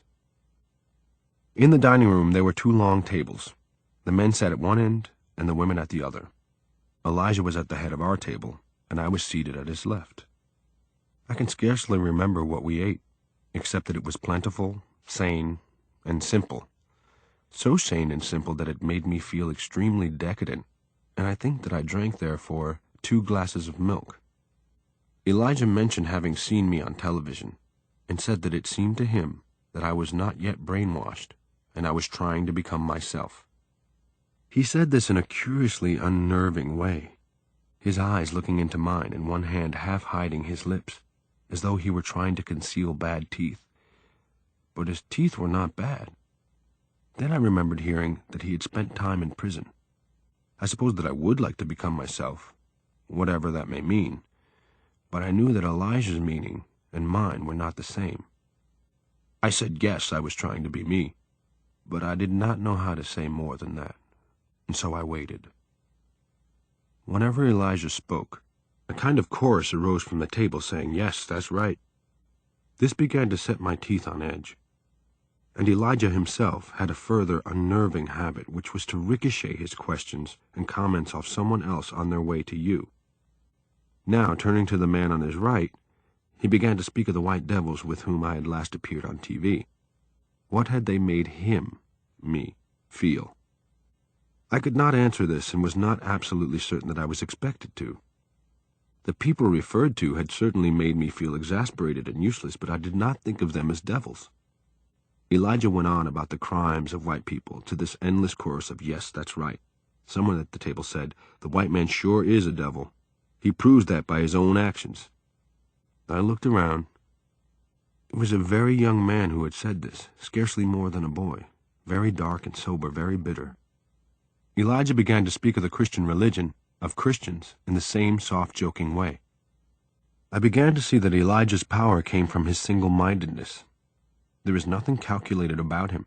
He means every word he says. The real reason, according to Elijah, that I failed to realize that the white man was a devil was that I had been too long exposed to white teaching and had never received true instruction. The so-called American Negro is the only reason Allah has permitted the United States to endure so long. The white man's time was up in 1913, but it is the will of Allah that this lost black nation, the black men of this country, be redeemed from their white masters and return to the true faith, which is Islam. Until this is done, and it will be accomplished very soon, the total destruction of the white man is being delayed. Elijah's mission is to return the so-called Negro to Islam, to separate the chosen of Allah from this doomed nation. Furthermore, the white man knows his history, knows himself to be a devil, and knows his time is running out, and all of his technology, psychology, science, and tricknology are being expended in the effort to prevent black men from hearing the truth. This truth is that at the very beginning of time, there was not one white face to be found in all the universe. Black men ruled the earth, and the black man was perfect. This is the truth concerning the era that white men now refer to as prehistoric. They want black men to believe that they, like white men, once lived in caves and swung from trees and ate their meat raw, and did not have the power of speech. But this is not true. Black men were never in such a condition. Allah allowed the devil, through his scientists, to carry on infernal experiments which resulted, finally, in the creation of the devil known as the white man, and later, even more disastrously, in the creation of the white woman. And it was decreed that these monstrous creatures should rule the earth for a certain number of years. I forget how many thousand, but in any case, their rule now is ending, and Allah, who had never approved of the creation of the white man in the first place, who knows him in fact to be not a man at all but a devil, is anxious to restore the rule of peace that the rise of the white man totally destroyed. There is thus, by definition, no virtue in white people, and since they are another creation entirely, and can no more by breeding become black than a cat by breeding can become a horse, there is no hope for them. Distinguish a real from a fancied injury. One can very quickly cease to attempt this distinction, and what is worse, one usually ceases to attempt it without realizing that one has done so. All doormen, for example, and all policemen have by now, for me, become exactly the same, and my style with them is designed simply to intimidate them before they can intimidate me. No doubt I am guilty of some injustice here, but it is irreducible, since I cannot risk assuming that the humanity of these people is more real to them than their uniforms. Most Negroes cannot risk assuming that the humanity of white people is more real to them than their color. And this leads, imperceptibly but inevitably, to a state of mind in which, having long ago learned to expect the worst, one finds it very easy to believe the worst. The brutality with which Negroes are treated in this country simply cannot be overstated, however unwilling white men may be to hear it. In the beginning, and neither can this be overstated, a Negro just cannot believe that white people are treating him as they do. He does not know what he has done to merit it. And when he realizes that the treatment accorded him has nothing to do with anything he has done, that the attempt of white people to destroy him, for that is what it is utterly gratuitous, it is not hard for him to think of white people as devils. For the horrors of the American Negro's life there has been almost no language. The privacy of his experience, which is only beginning to be recognized in language, and which is denied or ignored in official and popular speech, hence the Negro idiom, lends credibility to any system that pretends to clarify it.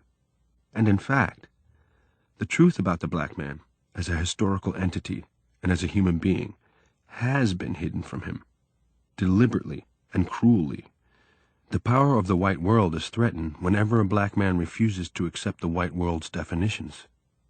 So every attempt is made to cut that black man down. Not only was made yesterday, but is made today.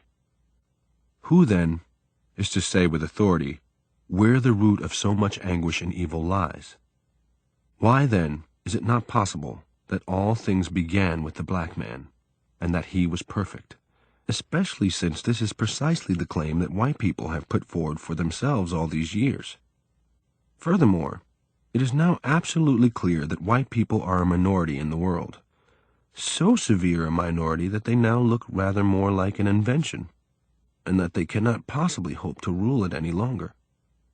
If this is so, why is it not also possible that they achieved their original dominance by stealth and cunning and bloodshed, and in opposition to the will of heaven, and not, as they claim, by heaven's will? And if this is so, then the sword they have used so long against others can now, without mercy, be used against them. Heavenly witnesses are a tricky lot, to be used by whoever is closest to heaven at the time. And legend and theology, which are designed to sanctify our fears, crimes, and aspirations, also reveal them for what they are. I said at last, in answer to some other ricocheted questions, I left the church 20 years ago, and I haven't joined anything since. It was my way of saying that I did not intend to join their movement either. And what are you now? Elijah asked. I was in something of a bind, for I really could not allow myself to be stampeded into saying that I was a Christian. Now? Nothing. This was not enough. I'm a writer. I like doing things alone. I heard myself saying this. Elijah smiled at me. I don't anyway, I said finally. Think about it a great deal. Elijah said to his right, I think he ought to think about it all the deal. And with this the table agreed. But there was nothing malicious or condemnatory in it. I had the stifling feeling that they knew I belonged to them, but knew that I did not know it yet, that I remained unready, and that they were simply waiting, patiently and with assurance, for me to discover the truth for myself. For where else, after all, could I go? I was black, and therefore a part of Islam, and would be saved from the Holocaust awaiting the white world, whether I would or no. My weak, deluded scruples could avail nothing against the iron word of the prophet. I felt that I was back in my father's house, as indeed in a way I was, and I told Elijah that I did not care if white and black people married, and that I had many white friends. I would have no choice if it came to it but to perish with them, for, I said to myself, but not to Elijah, I love a few people, and they love me, and some of them are white, and isn't love more important than color? Elijah looked at me with great kindness and affection, great pity, as though he were reading my heart, and indicated, skeptically, that I might have white friends, or think I did, and they might be trying to be decent now, but their time was up. It was almost though he were saying, they had their chance, man, and they goofed. And I looked around the table. I certainly had no evidence to give them that would outweigh Elijah's authority, or the evidence of their own lives, or the reality of the streets outside. Yes, I knew 2 or 3 people, white, whom I would trust with my life. And I knew a few others, white, who were struggling as hard as they knew how, and with great effort and sweat and risk, to make the world more human. But how could I say this? One cannot argue with anyone's experience or decision or belief. All my evidence would be thrown out of court as irrelevant to the main body of the case, for I could cite only exceptions. The South Side proved the justice of the indictment. The state of the world proved the justice of the indictment. Everything else, stretching back throughout recorded time, was merely a history of those exceptions who had tried to change the world and had failed. Was this true? Had they failed? How much depended on the point of view? For it would seem that a certain category of exceptions never failed to make the world worse, that category precisely for whom power is more real than love. And yet power is real, and many things, including very often love, cannot be achieved without it. In the eeriest way possible, I suddenly had a glimpse of what white people must go through at a dinner table when they are trying to prove that Negroes are not subhuman. I had almost said, after all, well, take my friend Mary, and very nearly descended to a catalogue of those virtues that gave Mary the right to be alive. And in what hope? That Elijah and the others would nod their heads solemnly and say at least, "Well, she's all right, but the others." And I looked again at the young faces around the table, and I looked back at Elijah, who was saying that no people in history had ever been respected who had not owned their land. And the table said, yes, that's right. I could not deny the truth of this statement, for everyone else is, a nation with a specific location and a flag, even these days the Jew. It is only the so-called American Negro who remains trapped, disinherited, and despised in a nation that has kept him in bondage for nearly 400 years and is still unable to recognize him as a human being. And the black Muslims, along with many people who are not Muslims, no longer wish for a recognition so grudging and, should it ever be achieved, so tardy. Again, it cannot be denied that this point of view is abundantly justified by American Negro history. It is galling indeed to have stood so long, hat in hand, waiting for Americans to grow up enough to realize that you do not threaten them. On the other hand, how is the American Negro now to form himself into a separate nation? For this, and not only from the Muslim point of view, which seemed to be his only hope of not perishing in the American backwater and being entirely and forever forgotten, as though he had never existed at all, and his travail had been for nothing. Elijah's intensity, and the bitter isolation and disaffection of these young men, and the despair of the streets outside, had caused me to glimpse dimly what may now seem to be a fantasy, although, in an age so fantastical, I would hesitate to say precisely what a fantasy is. Let us say that Muslims were to achieve the possession of the 6 or 7 states that they claim are owed to Negroes by the United States as back payment for slave labor. Clearly, the United States would never surrender this territory on any terms whatever, unless it found it impossible, for whatever reason, to hold it, unless, that is, the United States were to be reduced as a world power, exactly the way and at the same degree of speed that England has been forced to relinquish her empire. It is simply not true, and the state of her ex-colonies proves this, that England always meant to go. If the states were southern states, and the Muslims seem to favor this, then the borders of a hostile Latin America would be raised, in effect, to, say, Maryland. Of the American borders on the sea, one would face toward a powerless Europe, and the other toward an untrustworthy and non-white East. And on the north, after Canada, there would only be Alaska, which is a Russian border. The effect of this would be that the white people of the United States and Canada would find themselves marooned on a hostile continent, with the rest of the white world probably unwilling and certainly unable to come to their aid.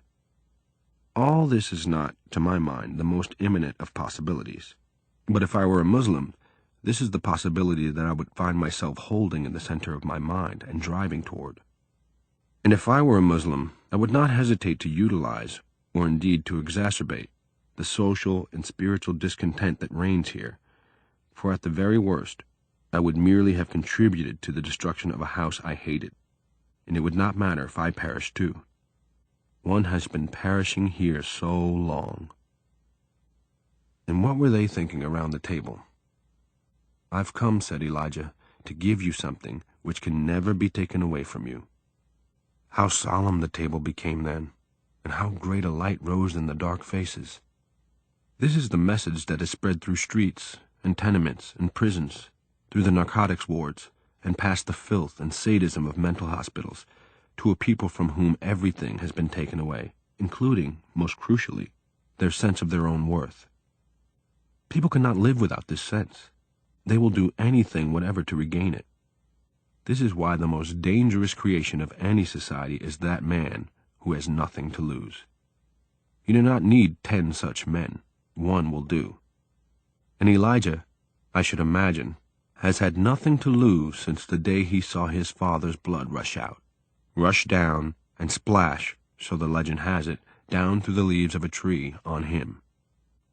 But neither did the other men around the table have anything to lose. Return to your true religion, Elijah has written.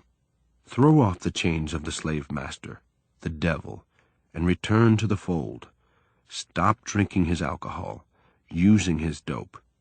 Protect your women, and forsake the filthy swine. I remembered my buddies of years ago in the hallways with their wine and their whiskey and their tears, in hallways still, frozen on the needle, and my brother saying to me once, if Harlem didn't have so many churches and junkies, there'd be blood flowing in the streets. Protect your women. A difficult thing to do in a civilization sexually so pathetic that the white man's masculinity depends on a denial of the masculinity of the blacks. Protect your women. In a civilization that emasculates the male and abuses the female, and in which, moreover, the male is forced to depend on the female's breadwinning power. Protect your women. In the teeth of the white man's boast. We figure we're doing you folks a favor by pumping some white blood into your kids, and while facing the Southern shotgun and the Northern Billy. Years ago we used to say, yes, I'm black, goddammit, and I'm beautiful, in defiance, into the void. But now,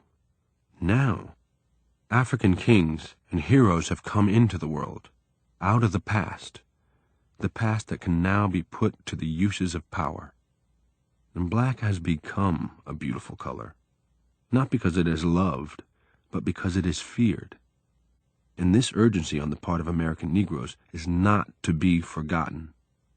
As they watch black men elsewhere rise, the promise held out at last, that they may walk the earth with the authority with which white men walk, protected by the power that white men shall have no longer, is enough, and more than enough, to empty prisons and pull God down from heaven.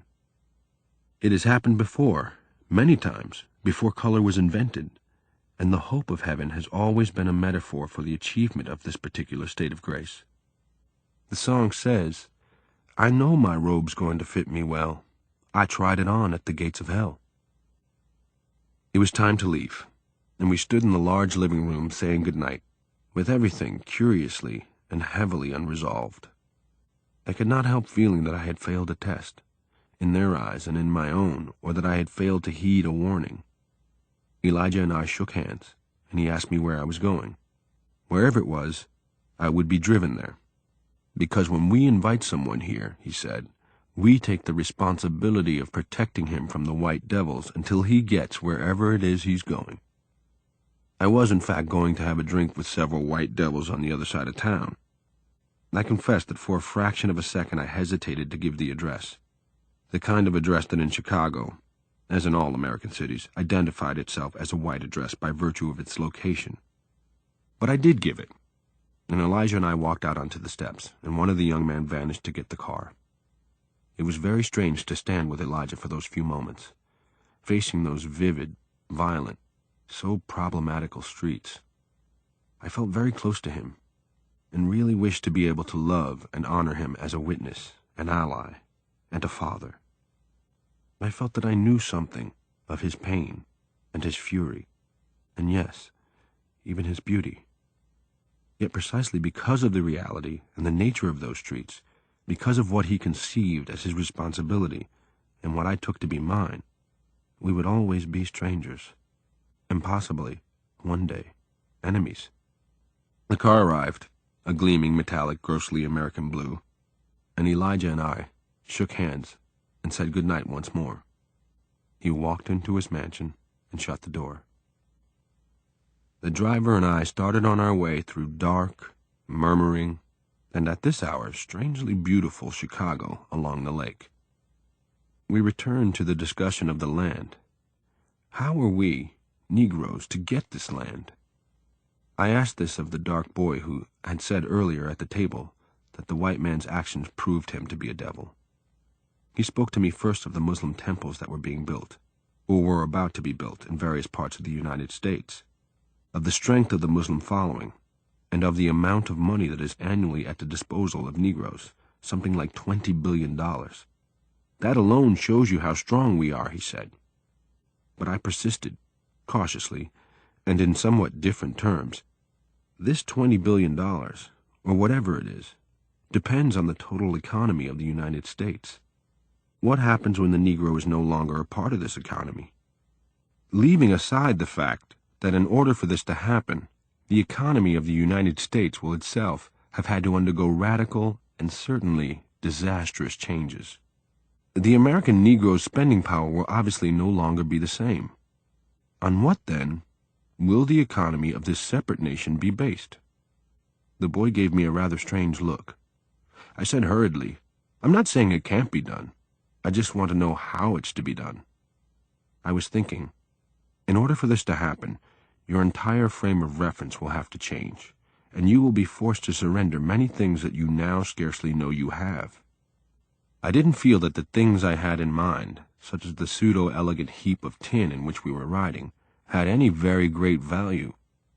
But life would be very different without them, and I wondered if he had thought of this. How can one, however, dream of power in any other terms than in the symbols of power? The boy could see that freedom depended on the possession of land. He was persuaded that, in one way or another, Negroes must achieve this possession. In the meantime, he could walk the streets and fear nothing because there were millions like him coming, soon, now, to power. He was held together, in short, by a dream, though it is just as well to remember that some dreams come true, and was united with his brothers on the basis of their color.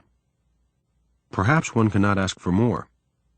People always seem to band together in accordance to a principle that has nothing to do with love, a principle that releases them from personal responsibility. Yet I could have hoped that the Muslim movement had been able to inculcate in the demoralized Negro population a truer and more individual sense of its own worth, so that Negroes in the northern ghettos could begin, in concrete terms, and at whatever price, to change their situation. But in order to change a situation, one has first to see it for what it is. In the present case, to accept the fact, whatever one does with it thereafter, that the Negro has been formed by this nation for better or for worse, and does not belong to any other, not to Africa, and certainly not to Islam. The paradox, and a fearful paradox it is that the American Negro can have no future anywhere, on any continent, as long as he is unwilling to accept his past. To accept one's past, one's history, is not the same thing as drowning in it. It is learning how to use it. An invented past can never be used. It cracks and crumbles under the pressures of life, like clay in a season of drought. How can the American Negro's past be used? The unprecedented price demanded, and at this embattled hour of the world's history, is the transcendence of the realities of color, of nations, and of altars. Anyway, the boy said suddenly, after a very long silence, things won't ever again be the way they used to be. I know that. And so we arrived in enemy territory, and they set me down at the enemy's door. No one seems to know where the Nation of Islam gets its money. A vast amount, of course, is contributed by Negroes, but there are rumors to the effect that people like Birchites and certain Texas oil millionaires look with favor on the movement. I have no way of knowing whether there is any truth to the rumors, though since these people make such a point of keeping the races separate, I wouldn't be surprised if for this smoke there was some fire. In any case, during a recent Muslim rally, George Lincoln Rockwell, the chief of the American Nazi Party, made a point of contributing about $20 to the cause. And he and Malcolm X decided that, racially speaking anyway, they were in complete agreement. The glorification of one race and the consequent debasement of another, or others, has always been and always will be a recipe for murder. There is no way around this, if one is permitted to treat any group of people with special disfavor because of their race or the color of their skin, there is no limit to what one will force them to endure. And since the entire race has been mysteriously indicted, no reason not to attempt to destroy it, root and branch. This is precisely what the Nazis attempted. Their only originality lay in the means they used. It is scarcely worthwhile to attempt remembering how many times the sun has looked down on the slaughter of the innocents. I am very much concerned that American Negroes achieved their freedom here in the United States. But I am also concerned for their dignity, for the health of their souls, and must oppose any attempt that Negroes may make to do to others what has been done to them. I think I know. We see it around us every day, the spiritual wasteland to which that road leads. It is so simple a fact, and one that is so hard, apparently, to grasp. Whoever debases others is debasing himself. That is not a mystical statement, but a most realistic one, which is proved by the eyes of any Alabama sheriff, and I would not like to see Negroes ever arrive at so wretched a condition. Now, it is extremely unlikely that Negroes will ever rise to power in the United States, because they are only approximately a ninth of this nation. They are not in the position of the Africans, who are attempting to reclaim their land and break the colonial yoke and recover from the colonial experience. The Negro situation is dangerous in a different way, both for the Negro qua Negro and for the country of which he forms so troubled and troubling a part. The American Negro is a unique creation. He has no counterpart anywhere, and no predecessors. The Muslims react to this fact by referring to the Negro as the so-called American Negro, and substituting for the names inherited from slavery the letter X. It is a fact that every American Negro bears a name that originally belonged to the white man whose chattel he was. I am called Baldwin because I was either sold by my African tribe or kidnapped out of it into the hands of a white Christian named Baldwin, who forced me to kneel at the foot of the cross. I am then, both visibly and legally, the descendant of slaves in a white Protestant country. And this is what it means to be an American Negro. This is who he is. A kidnapped pagan, who was sold like an animal and treated like one, who was once defined by the American Constitution as 3/5 of a man, and who, according to the Dred Scott decision, had no rights that a white man was bound to respect. And today, 100 years after his technical emancipation, he remains, with the possible exception of the American Indian, the most despised creature in his country.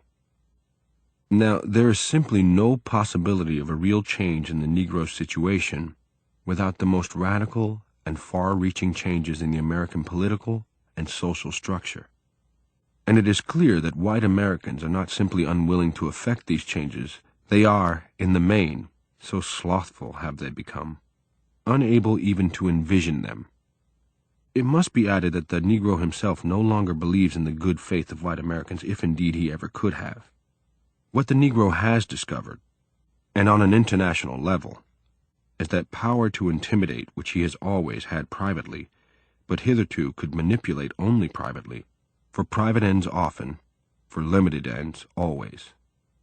And therefore when the country speaks of a new Negro, which it has been doing every hour on the hour for decades, it is not really referring to a change in the Negro, which in any case it is quite incapable of assessing, but only to a new difficulty in keeping him in his place, to the fact that it encounters him again, barring yet another door to its spiritual and social ease. This is probably, hard and odd as it may sound, the most important thing that one human being can do for another.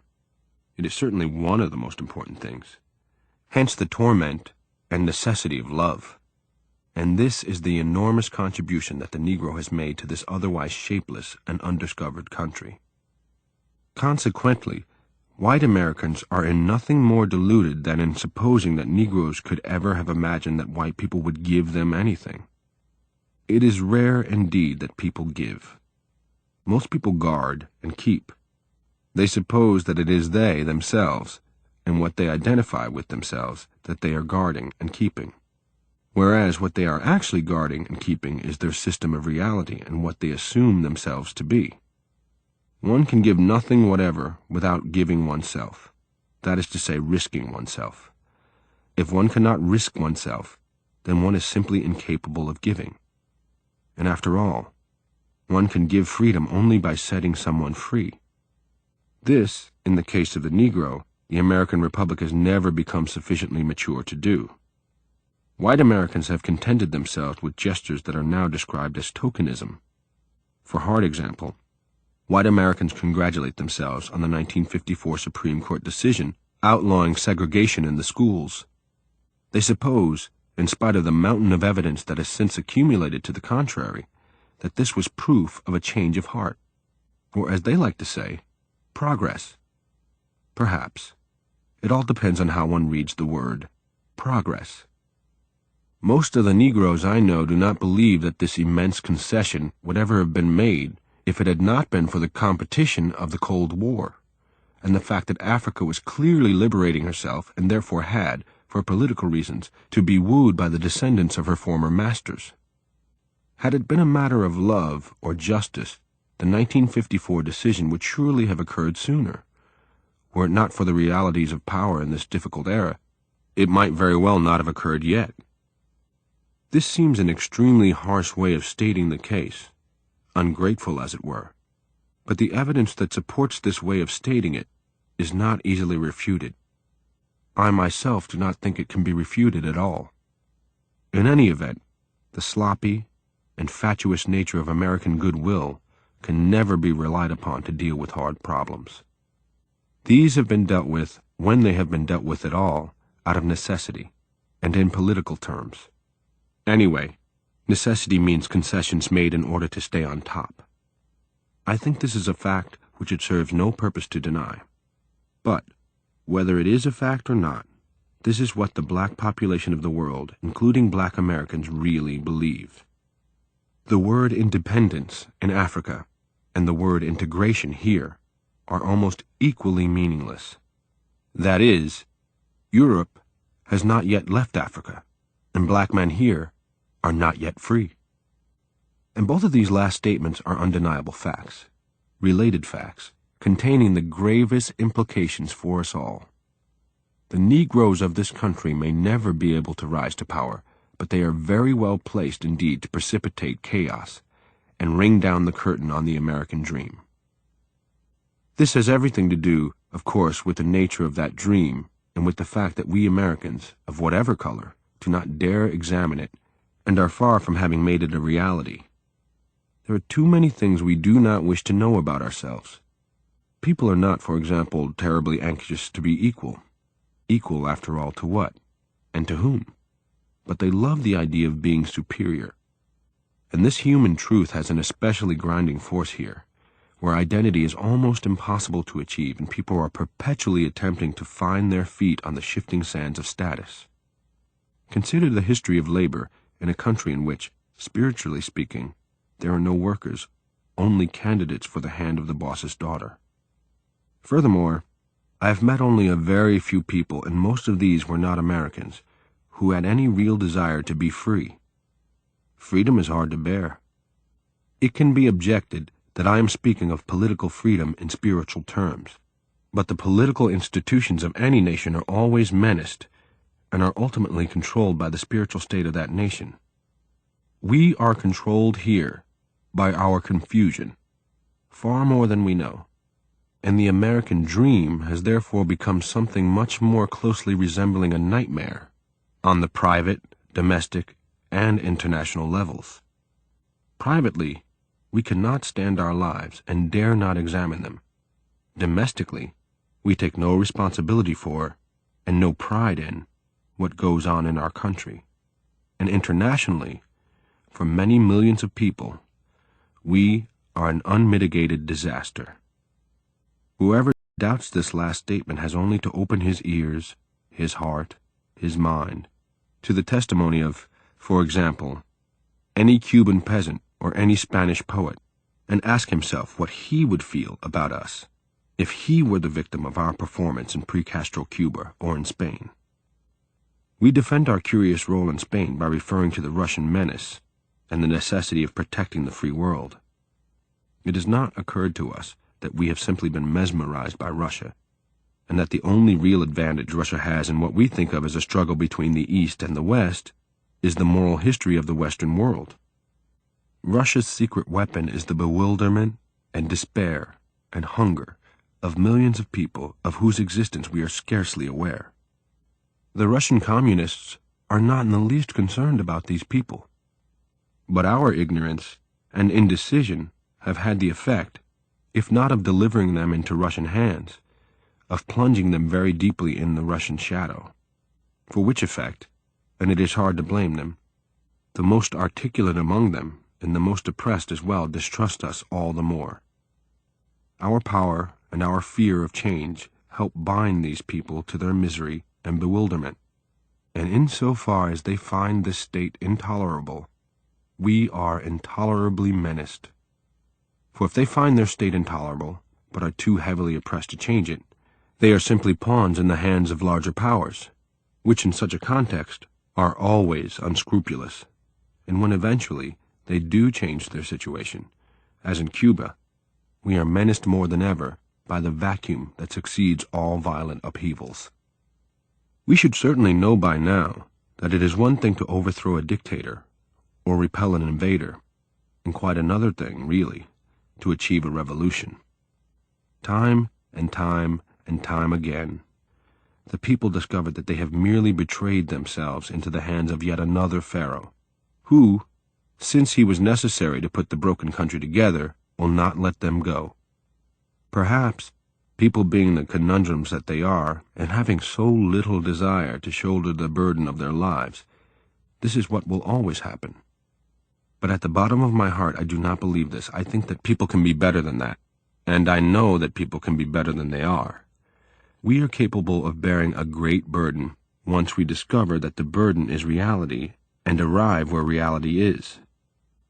Anyway, the point here is that we are living in an age of revolution, whether we will or no, and that America is the only Western nation with both the power and, as I hope to suggest, the experience that may help to make these revolutions real and minimize the human damage. Any attempt we make to oppose these outbursts of energy is tantamount to signing our own death warrant. Behind what we think of as the Russian menace lies what we do not wish to face, and what white Americans do not face when they regard a Negro: reality, the fact that life is tragic. Life is tragic simply because the earth turns and the sun inexorably rises and sets, and one day, for each of us, the sun will go down for the last time. Perhaps the whole root of our trouble, the human trouble, is that we will sacrifice all the beauty of our lives, will imprison ourselves in totems, taboos, crosses, blood sacrifices, steeples, mosques, races, armies, flags, nations, in order to deny the fact of death, which is the only fact we have. It seems to me that one ought to rejoice in the fact of death, ought to decide, indeed, to earn one's death by confronting with passion the conundrum of life. One is responsible to life. It is the small beacon in that terrifying darkness from which we come and to which we shall return. One must negotiate this passage as nobly as possible for the sake of those who are coming after us. But white Americans do not believe in death, and this is why the darkness of my skin so intimidates them. And this is also why the presence of the Negro in this country can bring about its destruction. It is the responsibility of free men to trust and to celebrate what is constant. Birth, struggle, and death are constant, and so is love, though we may not always think so. And to apprehend the nature of change, to be able and willing to change. I speak of change not on the surface, but in the depths, change in the sense of renewal. But renewal becomes impossible if one supposes things to be constant that are not. Safety, for example, or money, or power. One clings then to chimeras, by which one can only be betrayed, and the entire hope, the entire possibility of freedom disappears. And by destruction, I mean precisely the abdication by Americans of any effort really to be free. The Negro can precipitate this abdication because white Americans have never, in all their long history, been able to look on him as a man like themselves. This point need not be labored. It is proved over and over again by the Negro's continuing position here, and his indescribable struggle to defeat the stratagems that white Americans have used, and use, to deny him his humanity. America could have used in other ways the energy that both groups have expended in this conflict. America, of all the Western nations, has been best placed to prove the uselessness and the obsolescence of the concept of color. But it has not dared to accept this opportunity, or even to conceive of it as an opportunity. White Americans have thought of it as their shame, and have envied those more civilized and elegant European nations that were untroubled by the presence of black men on their shores. This is because white Americans have supposed Europe and civilization to be synonyms, which they are not, and have been distrustful of other standards and other sources of vitality, especially those produced in America itself, and have attempted to behave in all matters as though what was East for Europe was also East for them.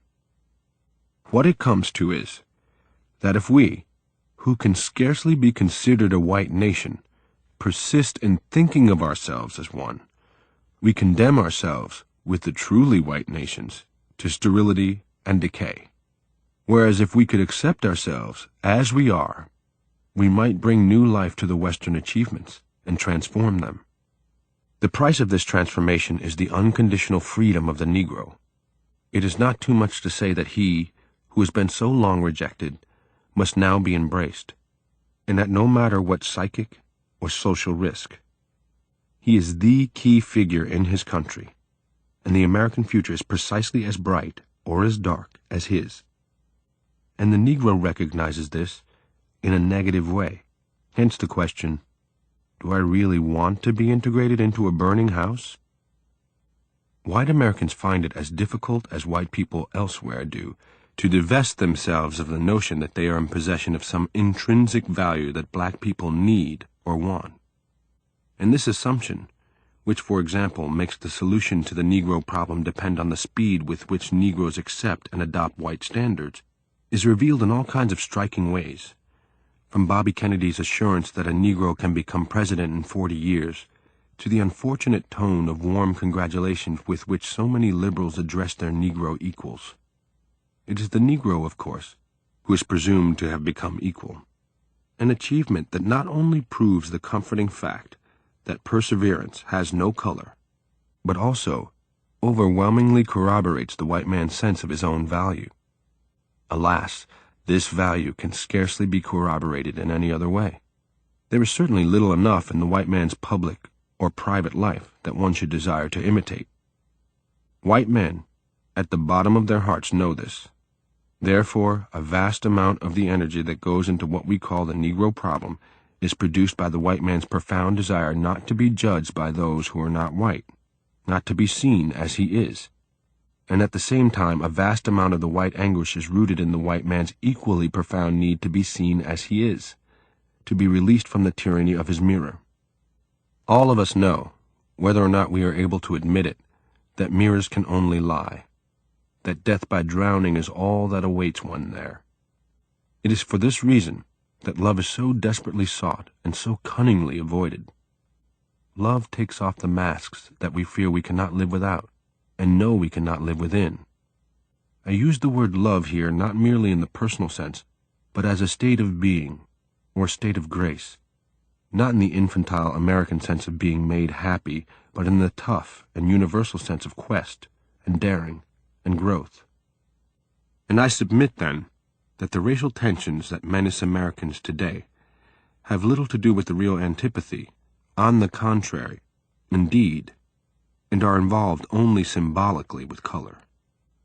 These tensions are rooted in the very same depths as those from which love springs, or murder. The white man's unadmitted, and apparently to him, unspeakable private fears and longings are projected onto the Negro. The only way he can be released from the Negro's tyrannical power over him is to consent, in effect, to become black himself, to become a part of that suffering and dancing country that he now watches wistfully from the heights of his lonely power, and armed with spiritual traveler's checks, visits surreptitiously after dark. How can one respect, let alone adopt, the values of a people who do not, on any level whatever, live the way they say they do, or the way they say they should? I cannot accept the proposition that the 400-year travail of the American Negro should result merely in his attainment of the present level of the American civilization. I am far from convinced that being released from the African witch doctor was worthwhile if I am now, in order to support the moral contradictions and the spiritual aridity of my life, expected to become dependent on the American psychiatrist. It is a bargain I refuse. The only thing white people have that black people need or should want is power, and no one holds power forever. White people cannot, in the generality, be taken as models of how to live. Rather, the white man is himself in sore need of new standards, which will release him from his confusion and place him once again in fruitful communion with the depths of his own being. And I repeat, the price of the liberation of the white people is the liberation of the blacks, the total liberation, in the cities, in the towns, before the law, and in the mind. Why, for example, especially knowing the family as I do, I should want to marry your sister is a great mystery to me. But your sister and I have every right to marry if we wish to, and no one has the right to stop us. If she cannot raise me to her level, perhaps I can raise her to mine. In short, we, the black and the white, deeply need each other here if we are really to become a nation, if we are really, that is, to achieve our identity, our maturity as men and women. To create one nation has proved to be a hideously difficult task. There is certainly no need now to create two, one black and one white. But white men, with far more political power than that possessed by the Nation of Islam movement, have been advocating exactly this, in effect, for generations. If this sentiment is honored when it falls from the lips of Senator Byrd, then there is no reason it should not be honored when it falls from the lips of Malcolm X. And any congressional committee wishing to investigate the latter must also be willing to investigate the former. They are expressing exactly the same sentiments and represent exactly the same danger. There is absolutely no reason to suppose that white people are better equipped to frame the laws by which I am to be governed than I am. It is entirely unacceptable that I should have no voice in the political affairs of my own country, for I am not a ward of America. I am one of the first Americans to arrive on these shores. This past, the Negro's past, of rope, fire, torture, castration, infanticide, rape, death, and humiliation, fear by day and night, fear as deep as the marrow of the bone, doubt that he was worthy of life, since everyone around him denied it, sorrow for his women, for his kinfolk, for his children, who needed his protection and whom he could not protect, rage, hatred, and murder, hatred for white men so deep that it often turned against him and his own, and made all love, all trust, all joy impossible.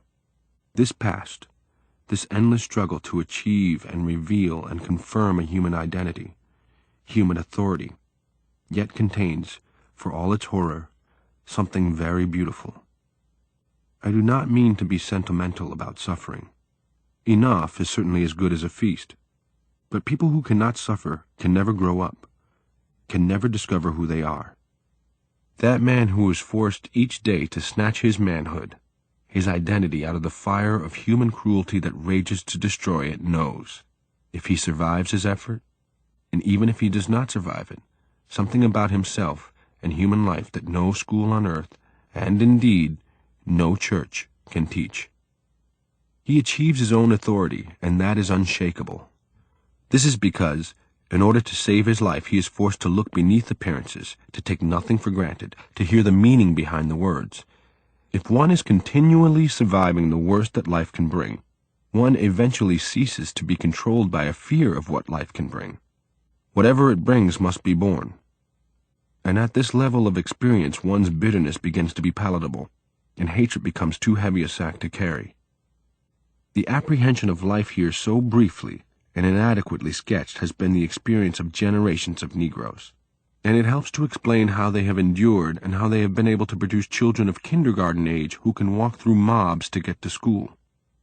It demands great force and great cunning continually to assault the mighty and indifferent fortress of white supremacy, as Negroes in this country have done so long. It demands great spiritual resilience not to hate the hater whose foot is on your neck, and an even greater miracle of perception and charity not to teach your child to hate. The Negro boys and girls who are facing mobs today come out of a long line of improbable aristocrats, the only genuine aristocrats this country has produced. I say this country because their frame of reference was totally American. They were hewing out of the mountain of white supremacy the stone of their individuality. I have great respect for that unsung army of black men and women who trudged down back lanes and entered back doors saying yes, sir, and no, ma'am, in order to acquire a new roof for the schoolhouse, new books, a new chemistry lab, more beds for the dormitories, more dormitories. They did not like saying yes, sir, and no, ma'am, but the country was in no hurry to educate Negroes. These black men and women knew that the job had to be done, and they put their pride in their pockets in order to do it.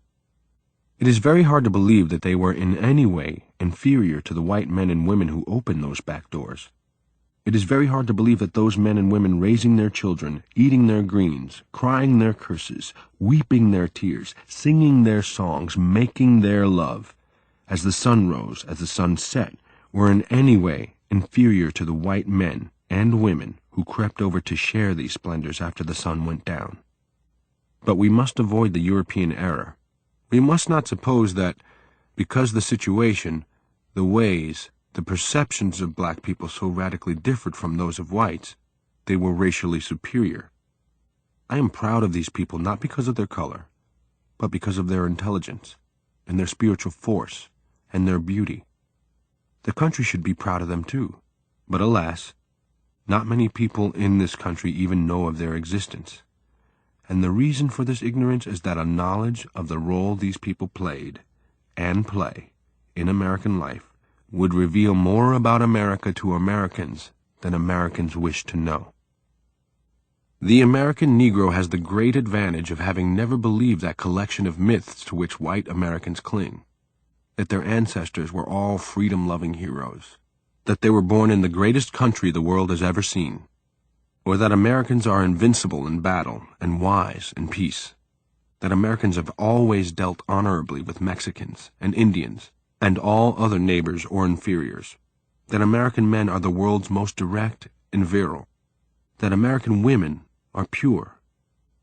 Negroes know far more about white Americans than that. It can almost be said, in fact, that they know about white Americans what parents, or anyway mothers, know about their children, and that they very often regard white Americans that way. And perhaps this attitude, held in spite of what they know and have endured, helps to explain why Negroes on the whole, and until lately, have allowed themselves to feel so little hatred. The tendency has really been, insofar as this was possible, to dismiss white people as the slightly mad victims of their own brainwashing. One watched the lives they led. One could not be fooled about that. One watched the things they did, and the excuses they gave themselves. And if a white man was really in trouble, deep trouble, it was to the Negro's door that he came. And one felt that if one had had the white man's worldly advantages, one would never have become as bewildered, and as joyless, and as thoughtlessly cruel as he. The Negro came to the white man for a roof, or for $5, or for a letter to the judge. The white man came to the Negro for love. But he was not often able to give what he came seeking. The price was too high. He had too much to lose. And the Negro knew this, too. When one knows this about a man, it is impossible for one to hate him. But unless he becomes a man, becomes equal, it is also impossible for one to love him. Ultimately, one tends to avoid him, for the universal characteristic of children is to assume that they have a monopoly on trouble, and therefore a monopoly on you. Ask any Negro what he knows about the white people with whom he works, and then ask the white people with whom he works what they know about him. How can the American Negro past be used? It is entirely possible that this dishonored past will rise up soon to smite all of us. There are some wars, for example, if anyone on the globe is still mad enough to go to war, that the American Negro will not support. However, many of his people may be coerced, and there is a limit to the number of people any government can put in prison, and a rigid limit indeed to the practicality of such a course. A bill is coming in that I fear America is not prepared to pay. The problem of the 20th century, wrote W.E.B. Du Bois around 60 years ago, is the problem of the color line, a fearful and delicate problem which compromises, when it does not corrupt, all the American efforts to build a better world, here, there, or anywhere. It is for this reason that everything white Americans think they believe in must now be re-examined. What one would not like to see again is the consolidation of peoples on the basis of their color. But as long as we in the West place on color the value that we do, we make it impossible for the great unwashed to consolidate themselves according to any other principle. Color is not a human or a personal reality. It is a political reality. But this is a distinction so extremely hard to make that the West has not been able to make it yet.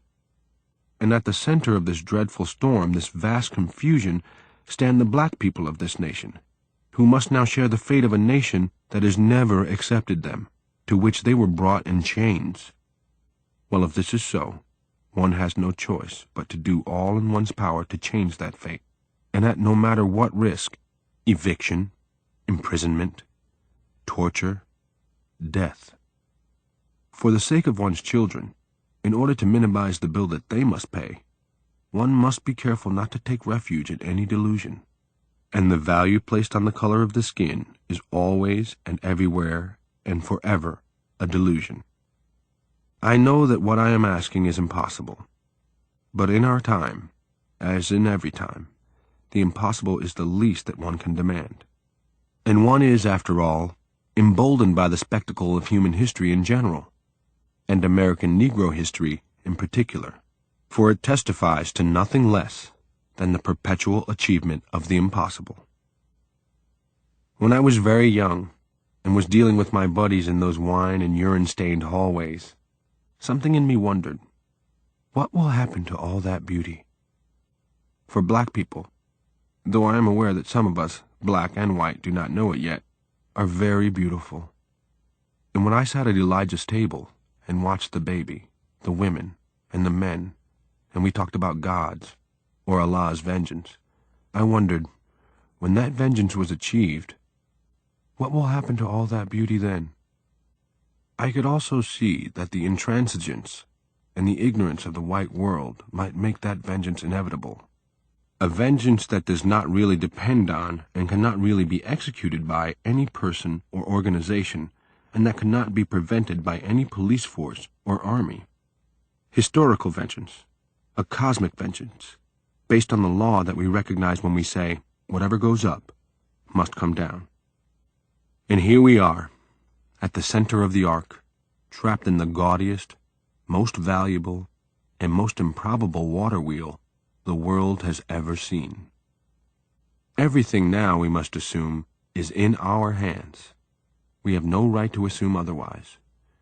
If we, and now I mean the relatively conscious whites and the relatively conscious blacks, who must, like lovers, insist on or create the consciousness of the others, do not falter in our duty now, we may be able, handful that we are, to end the racial nightmare and achieve our country and change the history of the world.